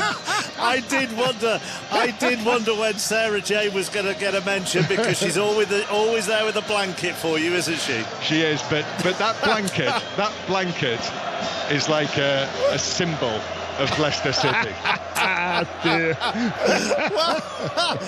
One of the greatest days in Leicester's history, and our Five Live Sport coverage ends with us thanking them for providing our football correspondent always with a blanket in the colder months. Football, hey, you can't beat it. Dion, John, great stuff. More reaction to come from Wembley throughout the evening. Leicester City have won the FA Cup for the first time in their history. Leicester fans, you will want to call Chris and Robbie 08085 909 693. 606 is the other side of the BBC News at 7:30. Listen on BBC Sounds. This is BBC Radio 5 Live. And with the BBC News on 5 Live, I'm Dan Maudsley. Ministers have insisted that pressing ahead with the easing of coronavirus restrictions in England on Monday is the right thing to do, despite growing concerns about the Indian variant of the disease. The British Medical Association says that with so many people yet to be vaccinated, the rapid spread of the variant makes it more risky to relax the rules. Police Scotland are urging Rangers fans not to gather in crowds to celebrate lifting their first Scottish Premiership trophy in a decade. The club has tweeted that they want fans to celebrate in a safe and sensible manner. Joe Biden has spoken to the Israeli Prime Minister and the Palestinian President as diplomatic efforts intensify to end days of violence between the two sides. Earlier, an Israeli airstrike destroyed the offices of 2 international news organisations in Gaza, which Israel said was being used by Hamas military intelligence. And Santander has insisted no one will be left out of pocket after a day of technical problems, which took its internet banking platform and mobile app offline. It says it hopes all services will be restored by the end of the day. BBC 5 Live, the voice of the UK. Hello, my name's Sam. I'm 34. I live in London. Around 9 million people in the UK struggle to read and write. I suffer with dyslexia and I'm currently learning how to read as an adult. Here at 5 Live, we want to start a conversation about adult literacy. Hearing the powerful stories of people who are speaking publicly for the first time about their struggles to read and write. I've got a little boy, Ted.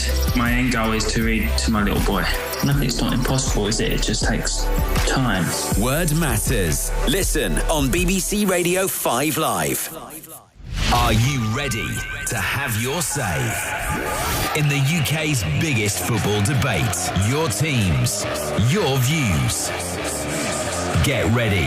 This is 606 with Robbie Savage and Chris Sutton on 5 Live. Hello and welcome to the show. It's the most special day in club football. Over 20,000 fans were in Wembley Stadium for the FA Cup final, and it's Leicester who lifted it. The 2021 FA Cup final begins. The players take a knee, and then off we go. Leicester City kick off, playing from right to left. Rudiger then curled back across. Chance. Oh, Azpilicueta. He couldn't head it on target, and could only glance it, if indeed he did get a touch, beyond the far post. Call 08085 909 693. Watching Tielemans come forward and strike a brilliant goal for Leicester! The Foxes are in front through an outstanding goal from that Belgian midfielder, Youri Tielemans. He picked his spot, and with his right foot, it flew into the top left corner. And it is Chelsea 0, Leicester 1, and in their first FA Cup final for 52 years. They're thinking of glory and victory. Text 85058. A shot from Mount, what a save from Schmeichel. Leapt to his left. It was bang on target, but the save was made brilliantly by Schmeichel. Ball into the area, oh, chance here, and it's deflected into the net. Chilwell with the touch, but was he offside, Dion? He was offside, I think. It's offside! It's offside! VAR says the goal is ruled out. What incredible drama! And listen to this for a reaction to a video assistant referee decision in the cup final. It's got to come in now. It's too late for Chelsea. It's Leicester City's day in the FA Cup final. Finally. And the 5th time of asking, Leicester City have won the FA Cup. This is BBC Radio 5 Live. Call free 08085 909 693. Text 85058. Text will be charged at your standard message rate. Plus, see our privacy notice. bbc.co.uk/5live. What an incredible day for Leicester City. I think Robbie Savage was still celebrating. Are you there now, Rob? I'm here, Chris. Yeah, what an amazing occasion. What a goal. Magnificent performances. Kasper Schmeichel with 2 world-class saves. Leicester fans celebrating VAR, Chris. What an amazing day and what a goal. Wow, Leicester City absolutely magnificent, with a starting lineup of £180 million. Look at Chelsea's bench. How much did that cost? How much? I mean, Rob, you're in the stadium. What's it been like to be there this afternoon? Former Leicester City player? Wow, absolutely incredible. The atmosphere from both sides of the stadium. 22,000 fans. All the Leicester City fans, just incredible. How have we missed fans? They've been emotional. They've been celebrating. It's honestly, Chris, to be in a stadium with fans is unbelievable. Yeah, and what about the goal, Rob? What about the strike from Tielemans? Terrific Tielemans. It's a Belgian belter, wasn't it? Yes, it was, Christopher. Like you're saying, it was. Notch closed down, Thiago Silva, arms behind his back, and then smashes it into the roof of the net. And then the offside. Chilwell was getting booed by the Leicester fans. He was off. Offside, but VAR getting celebrated. Can this season be any more dramatic? Absolutely not. Shall we get on with the caller? Oh, you're well done for presenting the show. You're doing very well. Who have we got? We've got Tim, I think, Leicester fan. Hello. Hello, Tim. What about that, Tim? My name's Tim. Mate, have you ever seen Kasper Schmeichel? He's the best goalkeeper that I've ever seen. So much better than his dad. Would you agree with that, Robbie? Sorry, I can't quite hear you, Tim. Kasper Schmeichel, greatest keeper ever. He's better than his dad, Tim said. Better than Peter? Do you think he's better than Peter? He made some absolutely classic saves tonight, Robbie. I'm not sure. Yeah, listen, I think he's up there with, I think Chris said it, one of the best 10 goalkeepers in the Premier League scene, earlier in the season. But really, I mean, those two saves are incredible. So I'm a Leicester fan. When that goal went in, I was off the sofa. Unfortunately, I wasn't on the game because we're not allowed to the game. You only have a slight ticket to get to the game. So when fucking we scored, I was off the sofa. It was the best time of my life. Best time of my life. But I reckon Kasper is better than Peter. What do you reckon, Robert? That's quite a bad line, actually. What you're saying? So you're saying winning the league, winning the FA Cup today was better than winning the league. Is that what you said, Tim? Winning the league. I'm saying what Kasper did today. Sorry. The saves Kasper made were beautiful, absolutely beautiful. They were beautiful, Tim. Let's go. They were beautiful. Now Leicester's won the league, Robbie. Now Leicester's won the league. Go on, Tim. Go on, Tim. Let's bring in. My name is Tim, and Leicester won the FA Cup. They have. Oh no, I'm loving it. Good. Robbie, keep on loving it. Keep on. Tim, keep on loving it. You're not loving it. I am loving it. You're loving it. He can't get a word in, Tim. Tim, let's bring in Simon. Simon, can you stop crying? Bring in Simon. Can I just have one more thing? You all right, guys? I think... Tim, are you still there? One of my friends supports Arsenal, yeah? And I actually reckon this friend, he's missed out from Brendan Rodgers. What do you think, Robbie? Listen, I don't want to talk about Arsenal. Let's talk about Leicester. Tim, thanks for the call. Simon, come on. How you doing, guys? You all right?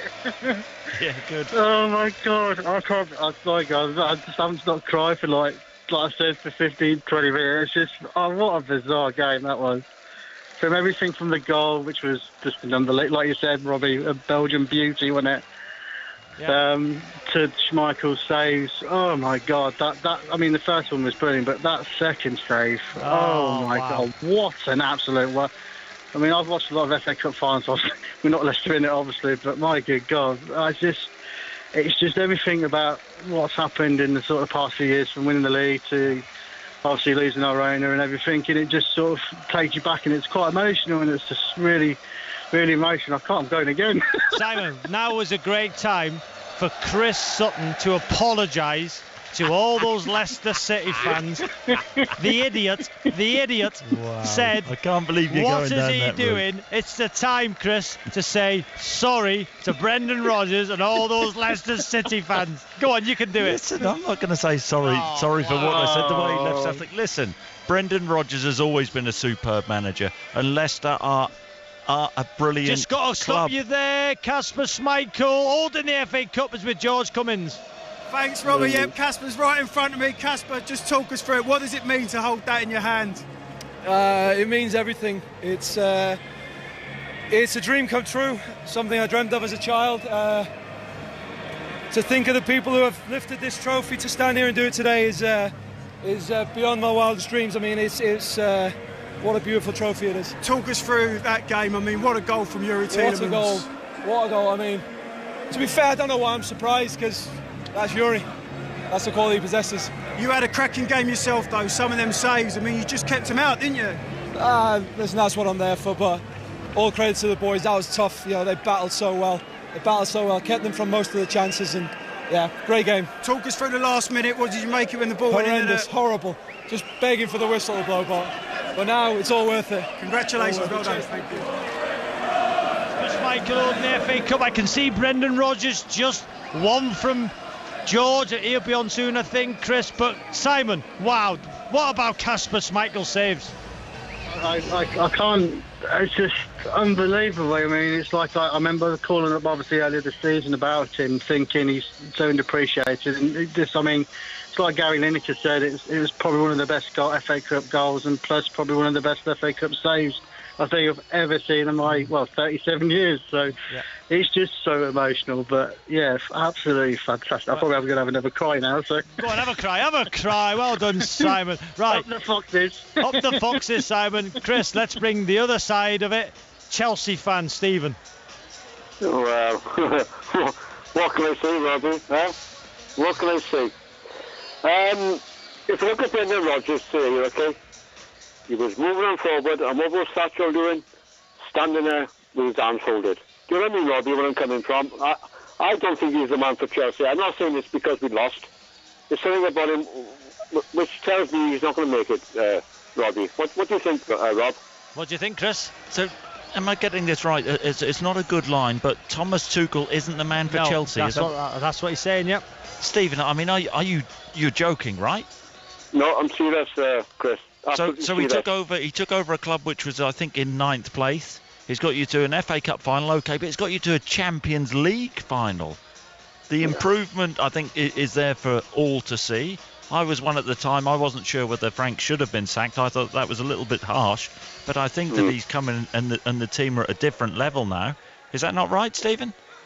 Yeah, but don't get me wrong, Chris. You know, today, I didn't seem to momentum players. You know, look at Brendan. Brendan was all over the place. He just stood there with his arms full. You know, don't get me wrong. I'm not saying he's not a bad manager, but I got my. Oh, I think Stephen's dropped off. Yeah, I'm surprised at that, though, Rob. I mean, really surprised that Stephen is saying that. I think it's harsh to criticise Thomas Tuchel just on the basis of this one performance. He's improved the team. Let's hear from other Chelsea fans whether they agree with Stephen. I don't believe they will. They've got one, Chris. Alan. Yes? Yeah, you go on, Alan. What do you want to say? Hello, Robbie. Hello, Chris. Look, I would like to congratulate Leicester. I'm a Chelsea fan. I was on last year when we lost to Arsenal. It's very hard to take, but on the day, Leicester deserved it. They wanted it more. They had a better appetite for it. Did they we're want now it on the more, ninth Alan? edge with regard to the qualification of the Champions League. I wouldn't even be too sure about winning the Champions League this year. But what I think we really need is an out-and-out number 9, an out-and-out striker. We can't play with false number 9s. I don't think it works. It's an interesting one, isn't it? And where are you, Alan, on Tammy Abraham? I think he should be given another chance. I think he should be given. After all, I mean, he's still the leading goal scorer, and we're not scoring many goals. So, in terms of Timo Werner, you're saying he's not the answer as a number 9? Maybe not as an out-and-out striker, but I'm quite pleased with him because he has lots of assists. Yeah. And he's made lots of goals, and I think the 2 German boys will come. So you're saying to make the next step, to win a Premier League, you could win the Champions League this season, which is incredible. But you're saying to win a Premier League, you need. I think you need an out-and-out striker like a Romelu Lukaku or Harry Kane or Haaland. but I don't think we'll get either Kane or Haaland. But, it's just an example, Chris. Alan, thanks for your call. Come on, Leicester fans. You've just won the FA Cup. 08085 909 693 with a starting 11 of £180 million. It's a lot of money, Chris, but compare that with Chelsea's squad. It's quite remarkable, isn't it? Oh, it's remarkable. And do you know what? There are little stories which have emerged from the game today. I tell you who is underrated, Rob, in my opinion. Castagna. Yeah. He is so versatile. Started as right wing back, then he slots in defence, and then at the end of the game going over on the left hand side. I mean, an incredible piece of business from Brendan to bring him into the club. Yeah. But Wes Morgan coming on and seeing the game out. Schmeichel was phenomenal. We talk about him. What about the big call to leave Maddison on the bench? Things aren't quite right there. But the call was justified from Brendan. What a job he's done there. What a job. Richard's a Chelsea fan. Yeah, Tuchel's got a habit of losing finals, hasn't he? Would you agree? Well, yeah, maybe so. But I mean, are you happy, Richard? He lost the final today.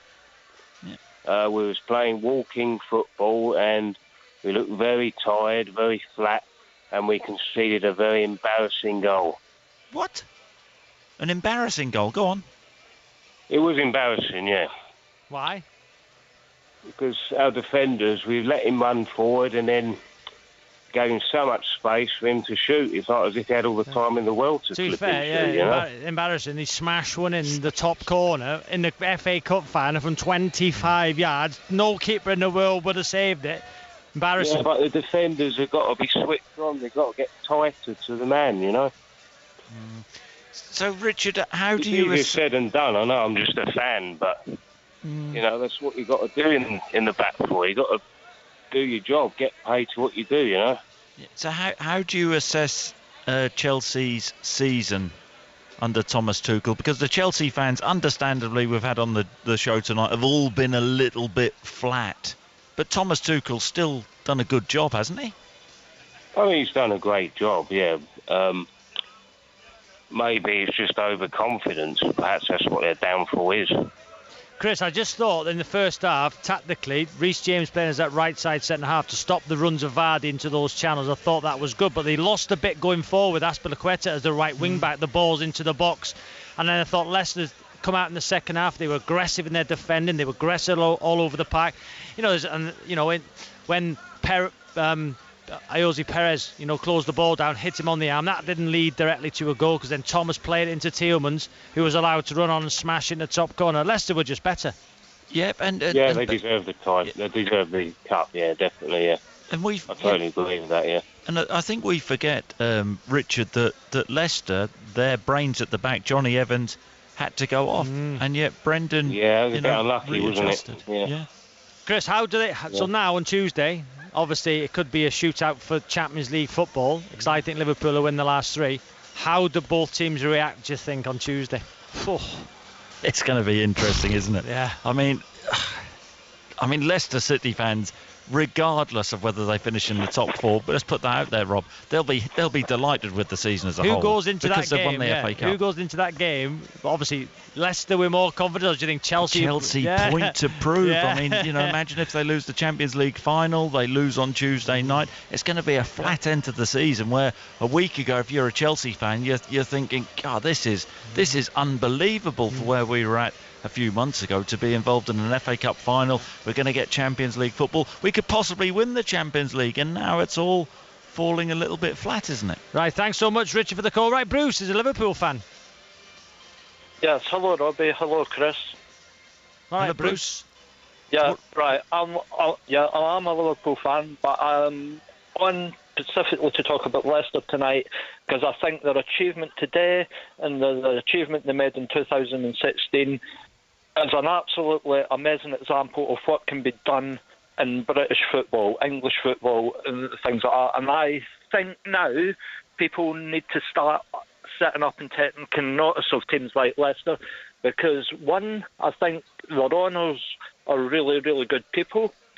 I've got a lot of respect for the fans. They've got a respect for the community, and they're doing everything to give Leicester's wonderful fans the opportunity to save Leicester maybe breaking up the top 6. I mean, they have been phenomenal. And when you actually, I mean, what is amazing, I think Mark Chapman touched on it earlier, that this European Super League, the 6 clubs who wanted to go in it, Leicester weren't one of those clubs. And yet Leicester have had an unbelievable season and won the FA Cup now. Well, this is what I'm saying, Chris, and I don't want to get too involved with the European Super League. I think it was wrong. I think the Big 6 have shown no respect, and I'm a Liverpool fan. I'm really extremely annoyed. But if you look at Leicester's owners, what they've done for the club and the community, and given plenty of respect to the fans that back them week in, week out, home and away, and things, I think it's absolutely amazing. And I think people actually need to start setting up and taking notice of Leicester's example now. I think they have got probably the best opportunity out of the smaller teams to be able to break up the Big 6, because the fact of their owners are working with the manager, with the background staff, doing everything the right way.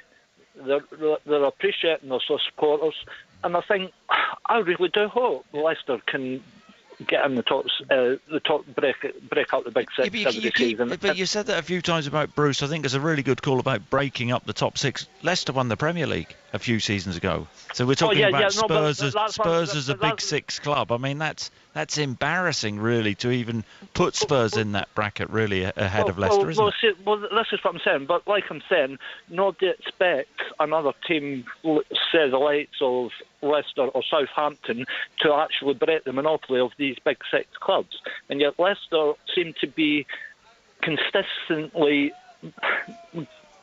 being there or thereabouts every season since 2016. And they seem to be improving year on year. Bruce, they certainly do. Bruce, they certainly do. Thank you so much for the call. Right, let's bring in Karen, who's a Leicester fan. How are you, Karen? Hello. Well, I'm not really a Leicester fan. I'm a football fan, but my family are a Chelsea fan, and I just think that psychologically, Leicester wanted it more, and they came out in their nice suits and they were ready for it. I'm not quite sure Chelsea did that, and I was disappointed, and I'm really pleased with Leicester, and I'm happy for them, really happy for them.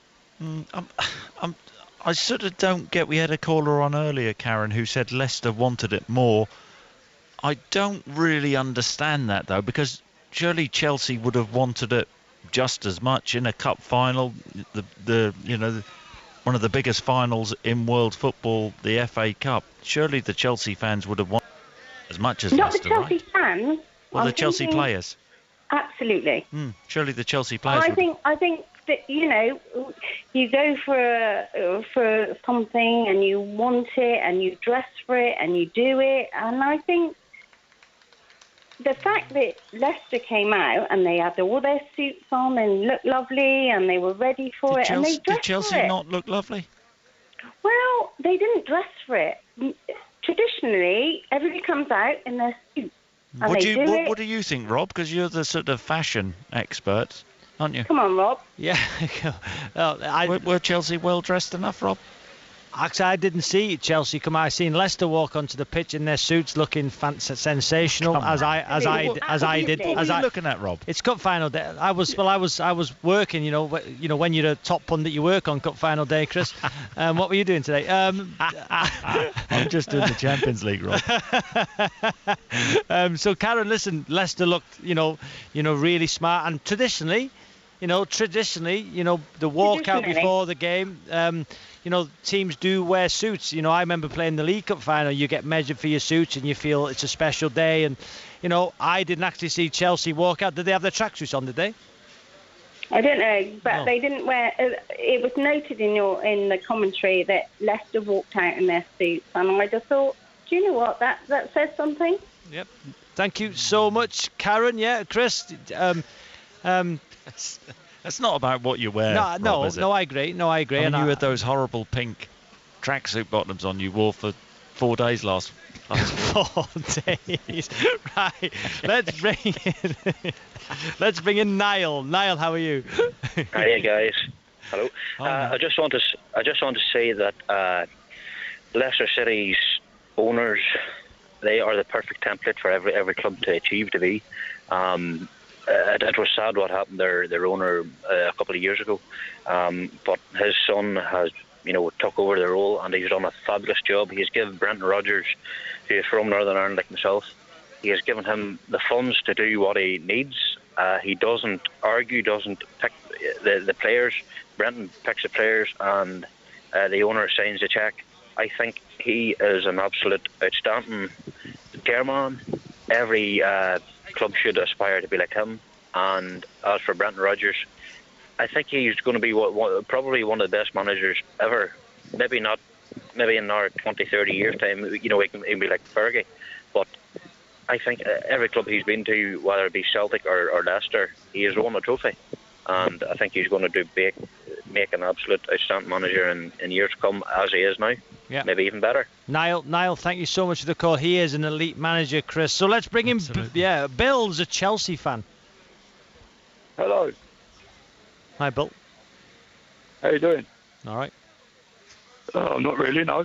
Well. Right, come on then, Bill. What's your frustration? My frustration that it's VAR. Absolute crazy. Good decision, wasn't it? Good decision.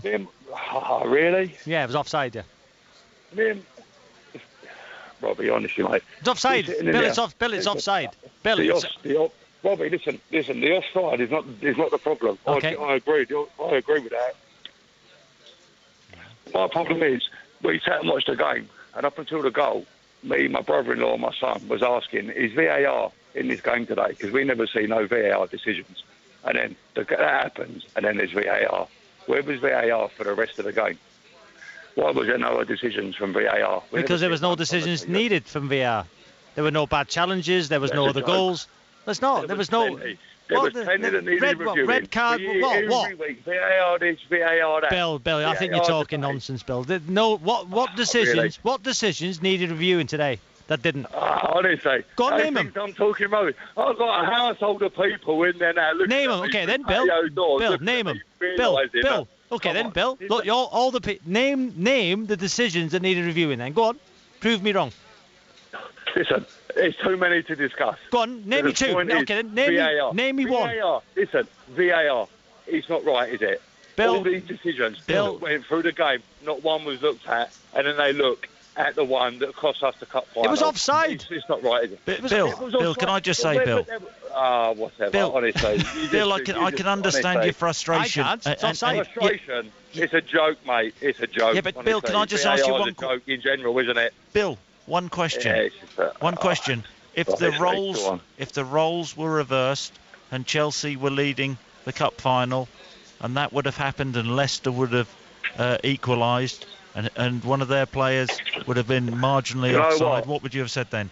We're going to win the Champions League, and we all fucking hate Spurs. Oh, sorry. I must apologise for that language. That was terrible. Bill, cut him off. Sorry about that language. Have we got time for another call before the news? Let's go to George, a Leicester fan. Hello, Robbie. How are you? Just wait there. We're going to go to George Cummins, who is with the winning FA Cup final manager, Brendan Rodgers. Thanks, Robbie. Yeah, Brendan's with us now. Brendan, you've got the medal round your neck. Has it sunk in yet? Yeah, we're starting to. It's such an amazing feeling as a manager and a coach, and in particular a British coach. You know, we've grown up watching this all my life, and to eventually be here and become a winner in the FA Cup, it's special. Is it a dream come true? Not necessarily, no. No, you're paid to develop players and win. The success for a club like Leicester City competing against the teams that we do in this league, the success for us is to be fighting and to be up there and being competitive. If we can win trophies, for example, then of course it's a big bonus, because the reality is there are other teams in this division that have are way beyond the budgets that we can provide at Leicester City. But I think what we're showing hopefully is that we can compete and fight against it, and that's something that players again showed today with their performance and their courage. Compete, you certainly did. Gut instinct today that you felt you was going to win? Was there something inside that you just thought this was going to be your day? No, I knew that we'd prepared very, very well. The players have shown throughout the season that they can fight, and they have quality, and they have a desire to win. You know, we've beaten all the big teams this season, so that's always a nice confidence to go into any game. But we knew we're playing against the Champions League finalists. They're absolutely incredible. Their quality and the level that they have been at over the last 3 months or so with Thomas. So we always knew it was going to be a really, really tough game. But I thought tactically the players were brilliant in the game, how they pressed the game, the courage they showed. And then when we had to close the game out, they were able to do that. Talk us through your angle of Yuri's goal. When he brought it forwards, was you thinking, go on, hit it, and then did you know it was going in as soon as he hit it? Well, I think we've seen that throughout his career. He's got that ability to step forward and shoot, and he's got the confidence to do it. It was what you would call a classic FA Cup final winning goal, but as was Kasper Schmeichel's save. You mustn't forget that. That was an absolutely incredible. Class. Absolutely. I'm so lucky to have him. I was so pleased when I came into the club that he was here, and his ambition, his determination, every single day, he's relentless, he's got his rewards today. Talk us through that last 2 minutes. How was your heart then when the ball ends up in the net and then the VAR? It's not nice, that moment. You've worked so hard. The run that we talked about that Chile made was, we looked at that in the preparation and we just switched off. But thankfully the line was good, so it meant it was offside. And I just ask you, at the end, you had the scenes, you brought your coaching staff over, Kasper Schmeichel brought out the owner. What does that say about the club and where it's at the moment? Well, it's a collective effort by everyone, please, firstly, obviously, for Kuhn Top and his family. The tragedy that was a couple of years ago, this was a dream of theirs to win the FA Cup, and they've been absolutely incredible for the club, and one of the big reasons I came to here. We all respect what they do and the support, and as a manager he's incredible for me. But for the supporters, to have got to 4 finals as a club, lost everyone, to now be an FA Cup winner, it's truly special. So collectively it's a great day for everyone. Congratulations, well done. Pleasure, thank you. Thanks, man. Thanks. Thanks so much, George. That was George with Brendan Rodgers, and the collective spirit, unity at this football club, Chris, is immense. Yeah, he's done an amazing job, hasn't he? The way that players improve under him, the way he sets his teams up, they're an attractive team to watch. I mean, Leicester City fans must be absolutely delighted, and an FA Cup is special. Let's hear from Leicester fans, Rob. They might fall out of the top 4, but do you know what, Rob? If I was a Leicester City fan this season, I wouldn't really care. I'd want to finish in a top 4 spot, but the FA Cup, that's another magnificent moment in Leicester City's history. 08085, 08085 909 693. Right, Chris. George is a Leicester fan. Hey, I'm Robbie. Chris, how are you? All right, Georgie. Oh, I can't believe it. I'm on cloud 9 at the minute. We're here in Glenfield in Leicester. Oh, I used to live there. Do you know, you probably lived in a nicer part of me. I was going to say, it must be an expensive area, that. It's not. It's definitely not anymore. No, absolutely magic. FA Cup, people say that it's lost its magic. It's not. It's a massive competition for all the clubs.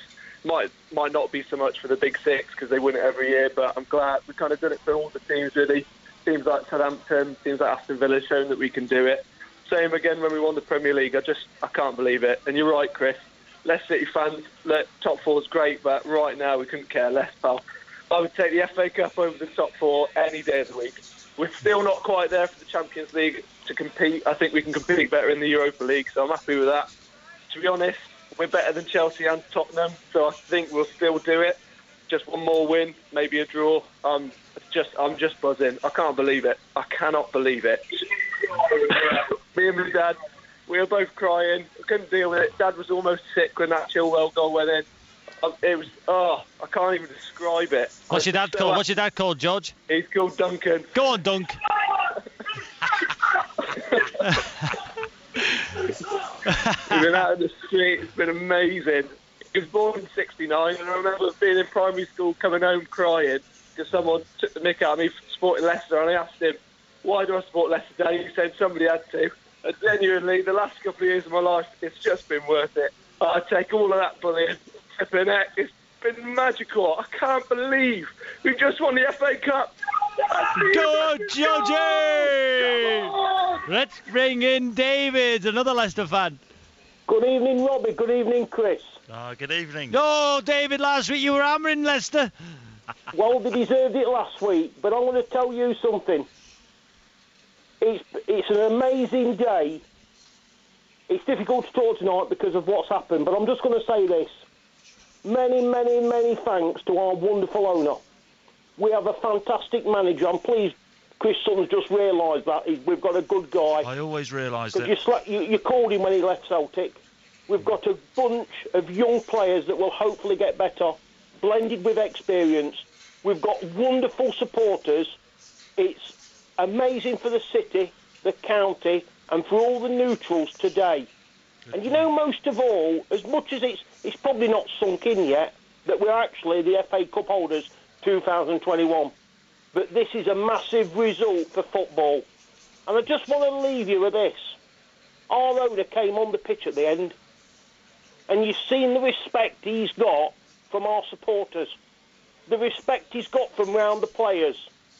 Now, we've had a lot of negative talk the last few weeks about certain owners at certain clubs. Our owner's got class. He runs a club in a business-like manner, professionally, and he puts the supporters first. Thank you very much, because we would not have won the Premier League. We would possibly not be in the Premier League, never mind won it, and we wouldn't have won the FA Cup without these wonderful people of how they have built our club, and hopefully we can now go to the next level and we can compete at the top four for years to come. David, well said, David. Well said, David. Right, let's bring in Martin, who's a Manchester United fan. We'll talk about Brendan Rodgers. Martin. Yeah, I'm just thinking that I think he's a bit underrated as a manager. I think he doesn't get the credit that he deserves. Do you honestly think that, Martin? No, I think when he was at Liverpool, I mean, he was unlucky, wasn't he, really? Mm. And then, obviously, he went to Celtic, and, OK, what you achieved there is it's not looked upon in the same things as what you might achieve in the English league. And I think he picked he did. To come to. I mean, he was invincible one season at Celtic. I mean, incredible success he had there. Yeah, but I'm not going to talk about the different gravity of the leagues, okay? But I think that to come to the UK, or to England, sorry, and then manage Leicester, I think that was a brilliant choice. And I like the idea that, you remember Ipswich, and you remember Nottingham Forest, and these are what you would call unfashionable clubs. And Wigan won it one year, and Sunderland. And I think that's why the FA Cup and the way that the structure of the leagues in football, it should just stay the same. Because today, I reckon, was a result for football. Martin, thank you so much for the call. Right then, Chris, before we take more calls, there's another game tonight. West Ham take on Brighton. Will Perry is there. Hi, Robbie. 8 minutes gone at the Amex. Brighton 0, West Ham 0. Do or die for West Ham in terms of Champions League football. They may have just missed the boat, but a win tonight would take them above Liverpool into 5th, 3 points behind Chelsea with 2 games to play. West Ham have got their captain back, Declan Rice, returning to the starting 11, having missed 6 weeks with that knee injury, picked up playing for England. He's one of 3 changes from the Everton defeat. He's in for the injured Lanzini. Ogbonna and Bowen replaced Diop and Benrahma. 3 defeats in the last 4 for the visitors, who've gone 8 Premier League games without a clean sheet at just the wrong time. Brighton, they'll be playing Premier League football for a 5th consecutive season. 2 changes from the Wolves defeat, both enforced, with Alzate and Modder replacing the suspended Dunk and Mope. Brighton 0, West Ham 0. Thanks so much, Will. Gracious is a Chelsea fan. Yes, how are you, sir? Very well, thank you. Very well. Yes, I'm a Chelsea fan, and I'm happy for Leicester, and they deserve this cup. But I'm very angry with our coach. I think his team selection today has been very poor. And you changed the goalkeepers. I don't know why. This is a final. We need this cup. And he changed the left back. And the other thing, which I'm very, very angry with him, he is not giving Tony Ibrahim some chance. He's only playing Werner every time. Why can't you give the boy a chance? He's one of the top goal scorers this season. And he's just shutting him away. I don't know why. Because this German, he wants to give the Germans some more time, but that's not what it's supposed to be. So he should give Tony Ibrahim some chance to prove him. Maybe he's afraid that if we give him some chance, he will start scoring goals. Then people will start saying, "Oh, why can't he keep him playing?" So I'm very, very gutted with it. And I think we are going to lose to Man City. Definitely, we are going to lose to Man City with the way he's doing his things. He's a good coach, but he just needs to balance these things. Are you being a little bit emotional here, Gracious, by saying you're going to lose to Manchester City? I understand your frustration. I agree with you about the goalkeeping situation. If you want to win a cup, you play your best goalkeeper. Keeper wouldn't have saved it. Keeper wouldn't have saved it. Well, it doesn't matter. Mendy is the best goalkeeper at Chelsea, right, Rob? Yes. What do you affected the game? Leicester had one shot. Leicester had one shot on target. Wait there. Leicester had one shot on target. You're sort of missing the point, Rob. No, I'm not. No, listen, I'm not. No, I get it. But if Mendy would have played today, would he made of any difference whatsoever to the goal? And one shot on target, one goal. That's not the point. Is it, Gracious? No, we don't know. But if you're playing a final, you need to put your strong team. That's the point. Whether he had saved it or not, but you have to play your strong team. And Chilwell is the best left back, but he changed him the final, and he put him as a sub. I don't know. Gracious, Tammy Abraham's a really interesting one, and I understand your point. I don't know what you think. I don't think Tammy Abraham can stay at Chelsea next season with the fact he's not getting game time. And he's I think we'd all agree that Tammy Abraham is a more natural finisher than Werner, but Tuchel's probably thinking Werner may offer more, if that makes sense. Yeah, I understand him, but just give the boy some chance. See, just give him one game, just give the boy some chance. But just to shut him out, not even giving a game, it seems you've got... I mean, I would understand if he goes to Aston Villa and other teams. I understand and I support him, because he has been scoring goals for us, and now he's shutting up. And what if Timo Werner got injured? What is he going to do? Gracious, thank you so much for the call. James, a Leicester fan. Hello there. All right, How James. are you boys doing? Very well. I am absolutely over the moon. This is this last year, as you know, it's been absolutely awful. But seeing Leicester win today, sitting here with my boys, it feels like I'm back in the ground again. I'm going to say, Brendan Rodgers, what he has done over the last few years is absolutely incredible. You know, brought together a team of players and now playing. You know, we're in the Big Four now. We're a big club, and it was great to see Chilwell goal disallowed, an old Leicester player, but he should have stayed at Leicester. That's the big club. He's got a Champions League final to look forward to, though. Yeah, well, he has, but they'll probably lose that. We'll beat them on Wednesday as well, and then we'll be in the Champions League next season, so cracking. But, James, you've got another good left wing back now in Luke Thomas, of course. Very good. Oh, yeah, absolutely fantastic. Also, the players that aren't there today, you know, all the Harvey Barnes, etc. James Justin. Oh, yeah, absolutely. So, next season, I'm hoping for even bigger things. Fingers crossed. James, thanks so much for the call. Ramesh is a Chelsea fan. Hi there, how are you doing? Yes, I've been a very proud Chelsea fan for many, many, many years. And I date back to about 1970 and the cup final then. Yeah. The comment I wanted to make, first of all, was to congratulate Leicester. I think they've fought hard as a minor club for so many years. And the fact they've finally won it, I think it's a tremendous achievement for them. And I don't think Chelsea in any way can blame anything to do with Leicester for the defeat today. The second point I wanted to make was the fact that I think the problem with Chelsea has been the same, and it's affected the Arsenal game and this game, and I have grave concerns about Tuesday's match as well, is about the constant changes in the team.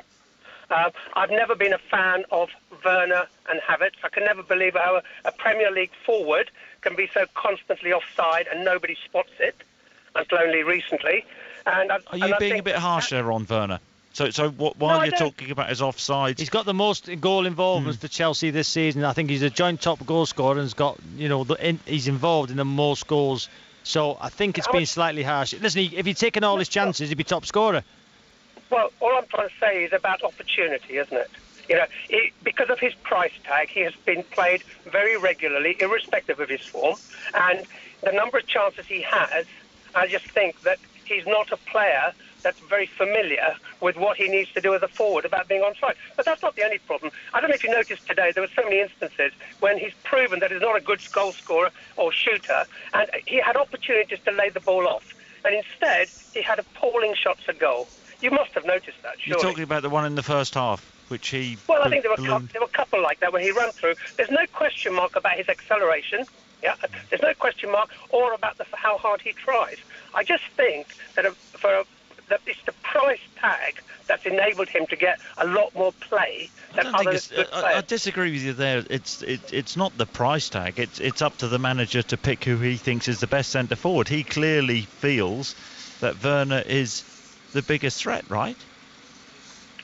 Well, I think it's a subjective argument, to be honest with you, because I've played football, but I'm not as knowledgeable as yourself or any of the management around, but I only judge it based on what I see. And the number of times, and I've seen every Chelsea match this season, and the ones that he's played has cost us on numerous occasions the number of goals that could have been scored by people who have been tried and tested and played extremely well for Chelsea. I'm talking about Giroud. Would you get rid of him then? I'm talking about Tammy Abraham. Would you get rid of him then this summer, Ramesh? I think that he's been played in order to get rid of him. That's my, cynical view. I just think that you think he's being played so Chelsea can sell him at the end of the season. That's correct.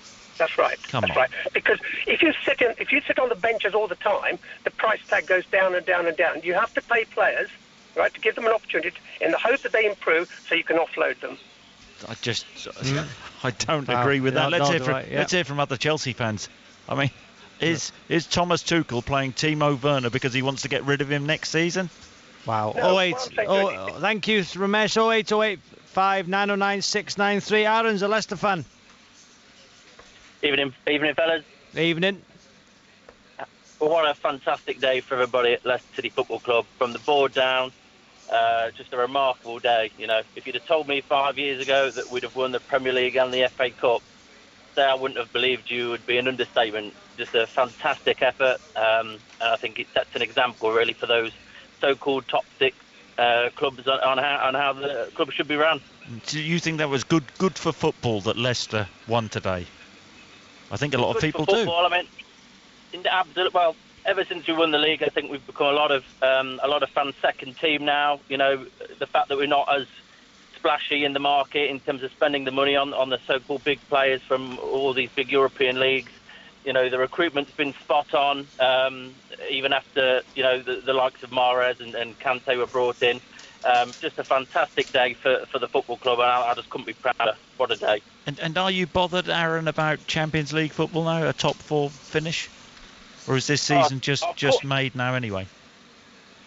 I mean, it's great to have won the FA Cup, for the first time in our history, but obviously, qualifying for the Champions League again would be another phenomenal achievement. I think the Manager of the Year will probably go to Pep, and maybe deservedly so, but Brendan's done a remarkable job of kind of galvanising us after the fall away towards the back end of last season. So, to be fair, you made that's a good point in that. So, Chris, just say, for instance, hypothetically, I know you don't like hypothetical questions, but if Brendan Rodgers does get in that top four, with the problems he's had with injuries, at crucial stages, losing James Justin arguably was one of the best, fullbacks in the country. Harvey Barnes was absolutely flying. Johnny Evans at a crucial time, in against Newcastle. All over the pitch, they've had injuries. Yep. Do you think that if he gets in the top four and has won the FA Cup, he will be in the shout for Manager of the Season along with Pep? Well, he'd be up there, but he's not going to win it, Rob, is he? It's hypothetical anyway. Aaron, how are you going to celebrate tonight? What's your drink of choice, Aaron? A couple of lagers at home, I think. My kids will be in bed, so I can't do too much partying, but I'll do my best not to wake them.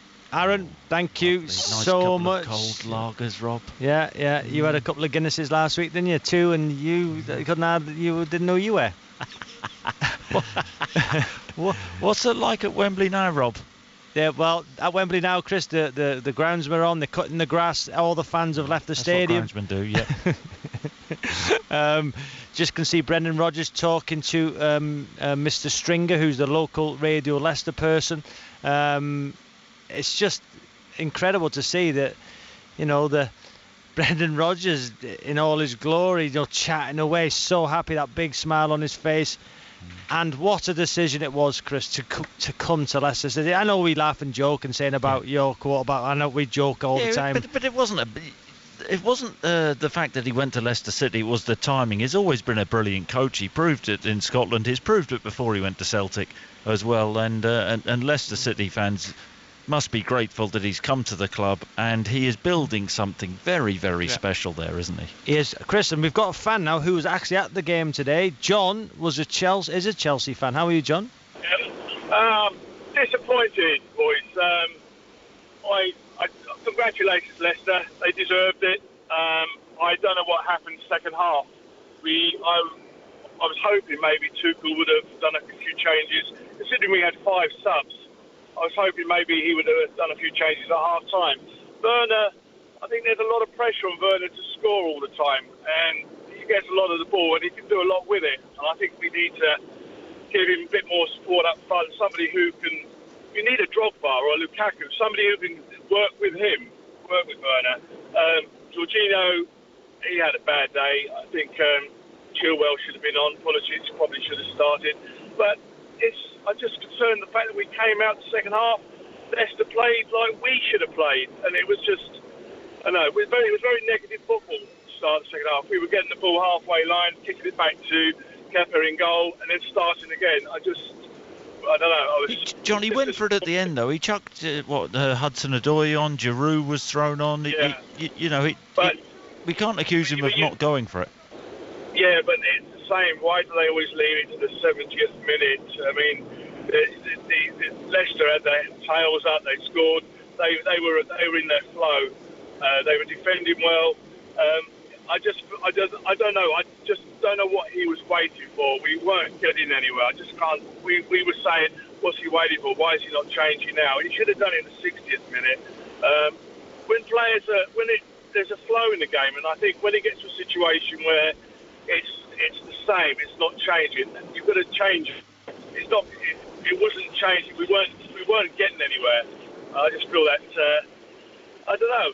The Arsenal game was baffling. I think we were thinking about today in the Champions League. But a lot of changes, 7 changes for the Arsenal game, and I think he admitted he got that wrong. He was talking about he was still angry today from the game against Arsenal in the week, Thomas Tuchel. Yeah, it's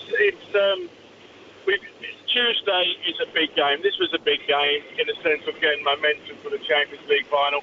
We've got to win Tuesday, otherwise we could end up with nothing. Are you worried that the wheels could come off now, John, after such a positive effect which Thomas Tuchel's had on the club? It's strange. We've gone for. I mean, the guy's been fantastic. He's a great guy. Frank is a legend. He'll always be a legend at Chelsea. He was out of his depth on the management side, I feel. But Tuchel he's got a lot to offer. I just don't know what's happening. I just feel. I don't know if the guys are tired or nothing. I don't think that's it. They just didn't seem to have any idea. You know, we got class players, you know, that out there that should, after the Man City game, cool. You know, I think the Man City semi-final was superb. We played well. We've been pressing play. You know, we've been playing like Man United used to. Don't give the other team time to play. And we were doing that. Werner was good at that.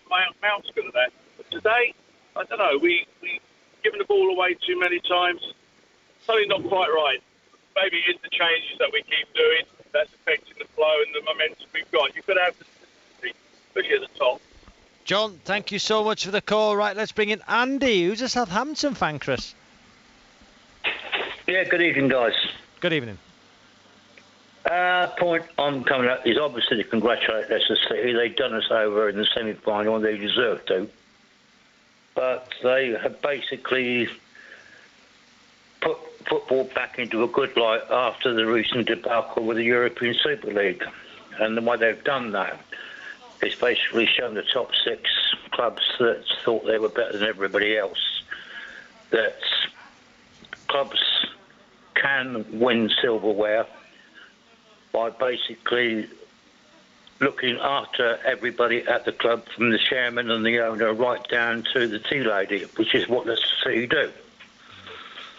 And do you think that's a victory for football then, Andy? It is. It's got to be, for the simple reason, Leicester, let's face it, they're not really a fashionable club, but no disrespect to them. They won the league when nobody expected them to. Now they've won the FA Cup. Andy. Sorry, Andy. Yeah, thank you so much for the call, Andy. Right then, Chris, let's check in with Will Perry. It's West Ham against Brighton. Hi, Robbie. 25 minutes gone. It's still Brighton 0, West Ham 0. We're yet to have a shot on target in this one. Just as you join me, a dangerous ball from the left-hand side from Aaron Cresswell into the 6-yard box, and there was Mikel Antonio who just flicked the ball on, but it went out for a goal kick. Craig Dawson's glanced a header wide from a West Ham corner. There was a heavy tackle from Basuma on Lingard. It had the Manchester United loanee clutching his ankle, hobbling for a few minutes, but he's managed to shake that off. And then a couple of minutes after that, Basuma clipped Lingard again, found himself in the book. Remember that West Ham need to win if they're to have any chance of Champions League football. Victory would take them above Liverpool into 5th place and 3 points behind Chelsea with 2 games to go. Brighton 0, West Ham 0. Thanks, Will. Jeremy, how are you?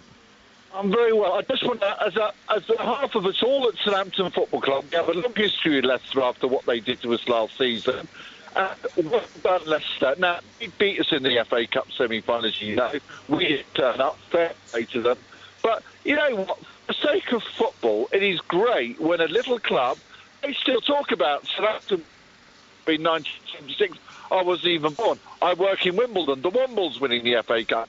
And for the sake of football, the FA Cup has got rather boring in the last few years when Arsenal, Chelsea, they're getting to the finals all the time. And Leicester City to do it. And one city, and I go to Leicester now and then, it's going to ignite the city as it would do if Southampton had won the FA Cup today. And, we're all football fans. We all love the beautiful game together. And what a brilliant coach Brendan Rodgers is. Now, I'd have liked to have been at Wembley today beating Chelsea. But it's not to be. But it makes football interesting. It's great that clubs can win it. Yeah. You don't want the same clubs to win the same trophies all the time. And well done, Leicester. We are two towns have the same amount of seating, as it were. And so, you know what, well done to them. And, OK, we didn't turn up. Well done for the lads today. And that we can improve what other clubs can do, because Brendan Rodgers is a brilliant coach. And, well done. And you just have to say, applaud them for what they've done today. And sometimes you have to think, OK, maybe Leicester City's name was written in the FA Cup. Jeremy, thank you so much for the call. Right then, Mark's a Spurs fan. Hello. Hello, Mark. Final word, Mark. How you doing? You all right? Yeah. Yeah, good. Yeah. I just wanted to pick up on what one of the Chelsea fans said at the beginning of the show, that saying that Tuchel's not the right manager for Chelsea. Was that right? Yeah? Mm-hmm. Yeah. Yeah. Right. I think he's been on the sauce, mate, to be honest with you. I don't know how he can say that. I mean, obviously, he may be a little bit upset that they lost the final today, but if you look in the grand scheme of things, from where he took them when Lampard was sacked till now, I mean, he's just totally transformed the club, isn't he? Totally agree with you. Totally agree with you. And we'll have him down at Spurs in a heartbeat. Yeah, but he's never going to go to Spurs, is he? No. You know what I'm saying is. Yeah, I know you're taking, but he's never going to go to Spurs because he won't. I'm not saying he will, but I'm saying that will. What I'm saying is he's done a great job. That's what I'm saying. We'll take him down here in a heartbeat. If but he's never going to go to Spurs. Yeah. Oh. So. Come on, Chris. You understand what he's saying? No, I know what he's saying, and he makes a good point. Yeah. What I'm trying to say, I'm not saying it will happen. What I'm trying to say, I'm basically. Robbie understands what I'm saying. I do. He's done a great job. I think he's just being a little bit funny, Chris. He's never going to go to Spurs, though. I know what you're saying, and he has done a good job. He's improved. Chelsea today was a disappointment, but for Spurs fans, it's getting pretty desperate, isn't it? Are you there, Rob? Oh, Mark's gone. Chris, put the phone down, Rob. What a day for Leicester City. What a day to be working on it. I hope you had a good day at home, Chris. Good luck in the Champions League final. But listen, enjoy tonight. Oh, I loved it. Good, great story for football. Brilliant. Well done, Leicester City. Well done, Leicester City. We're on early tomorrow, Chris. 6:30 to 7:45 before the Women's Champions League final. 6:06 is a Shooting Sharp production for 5 Live. Good night.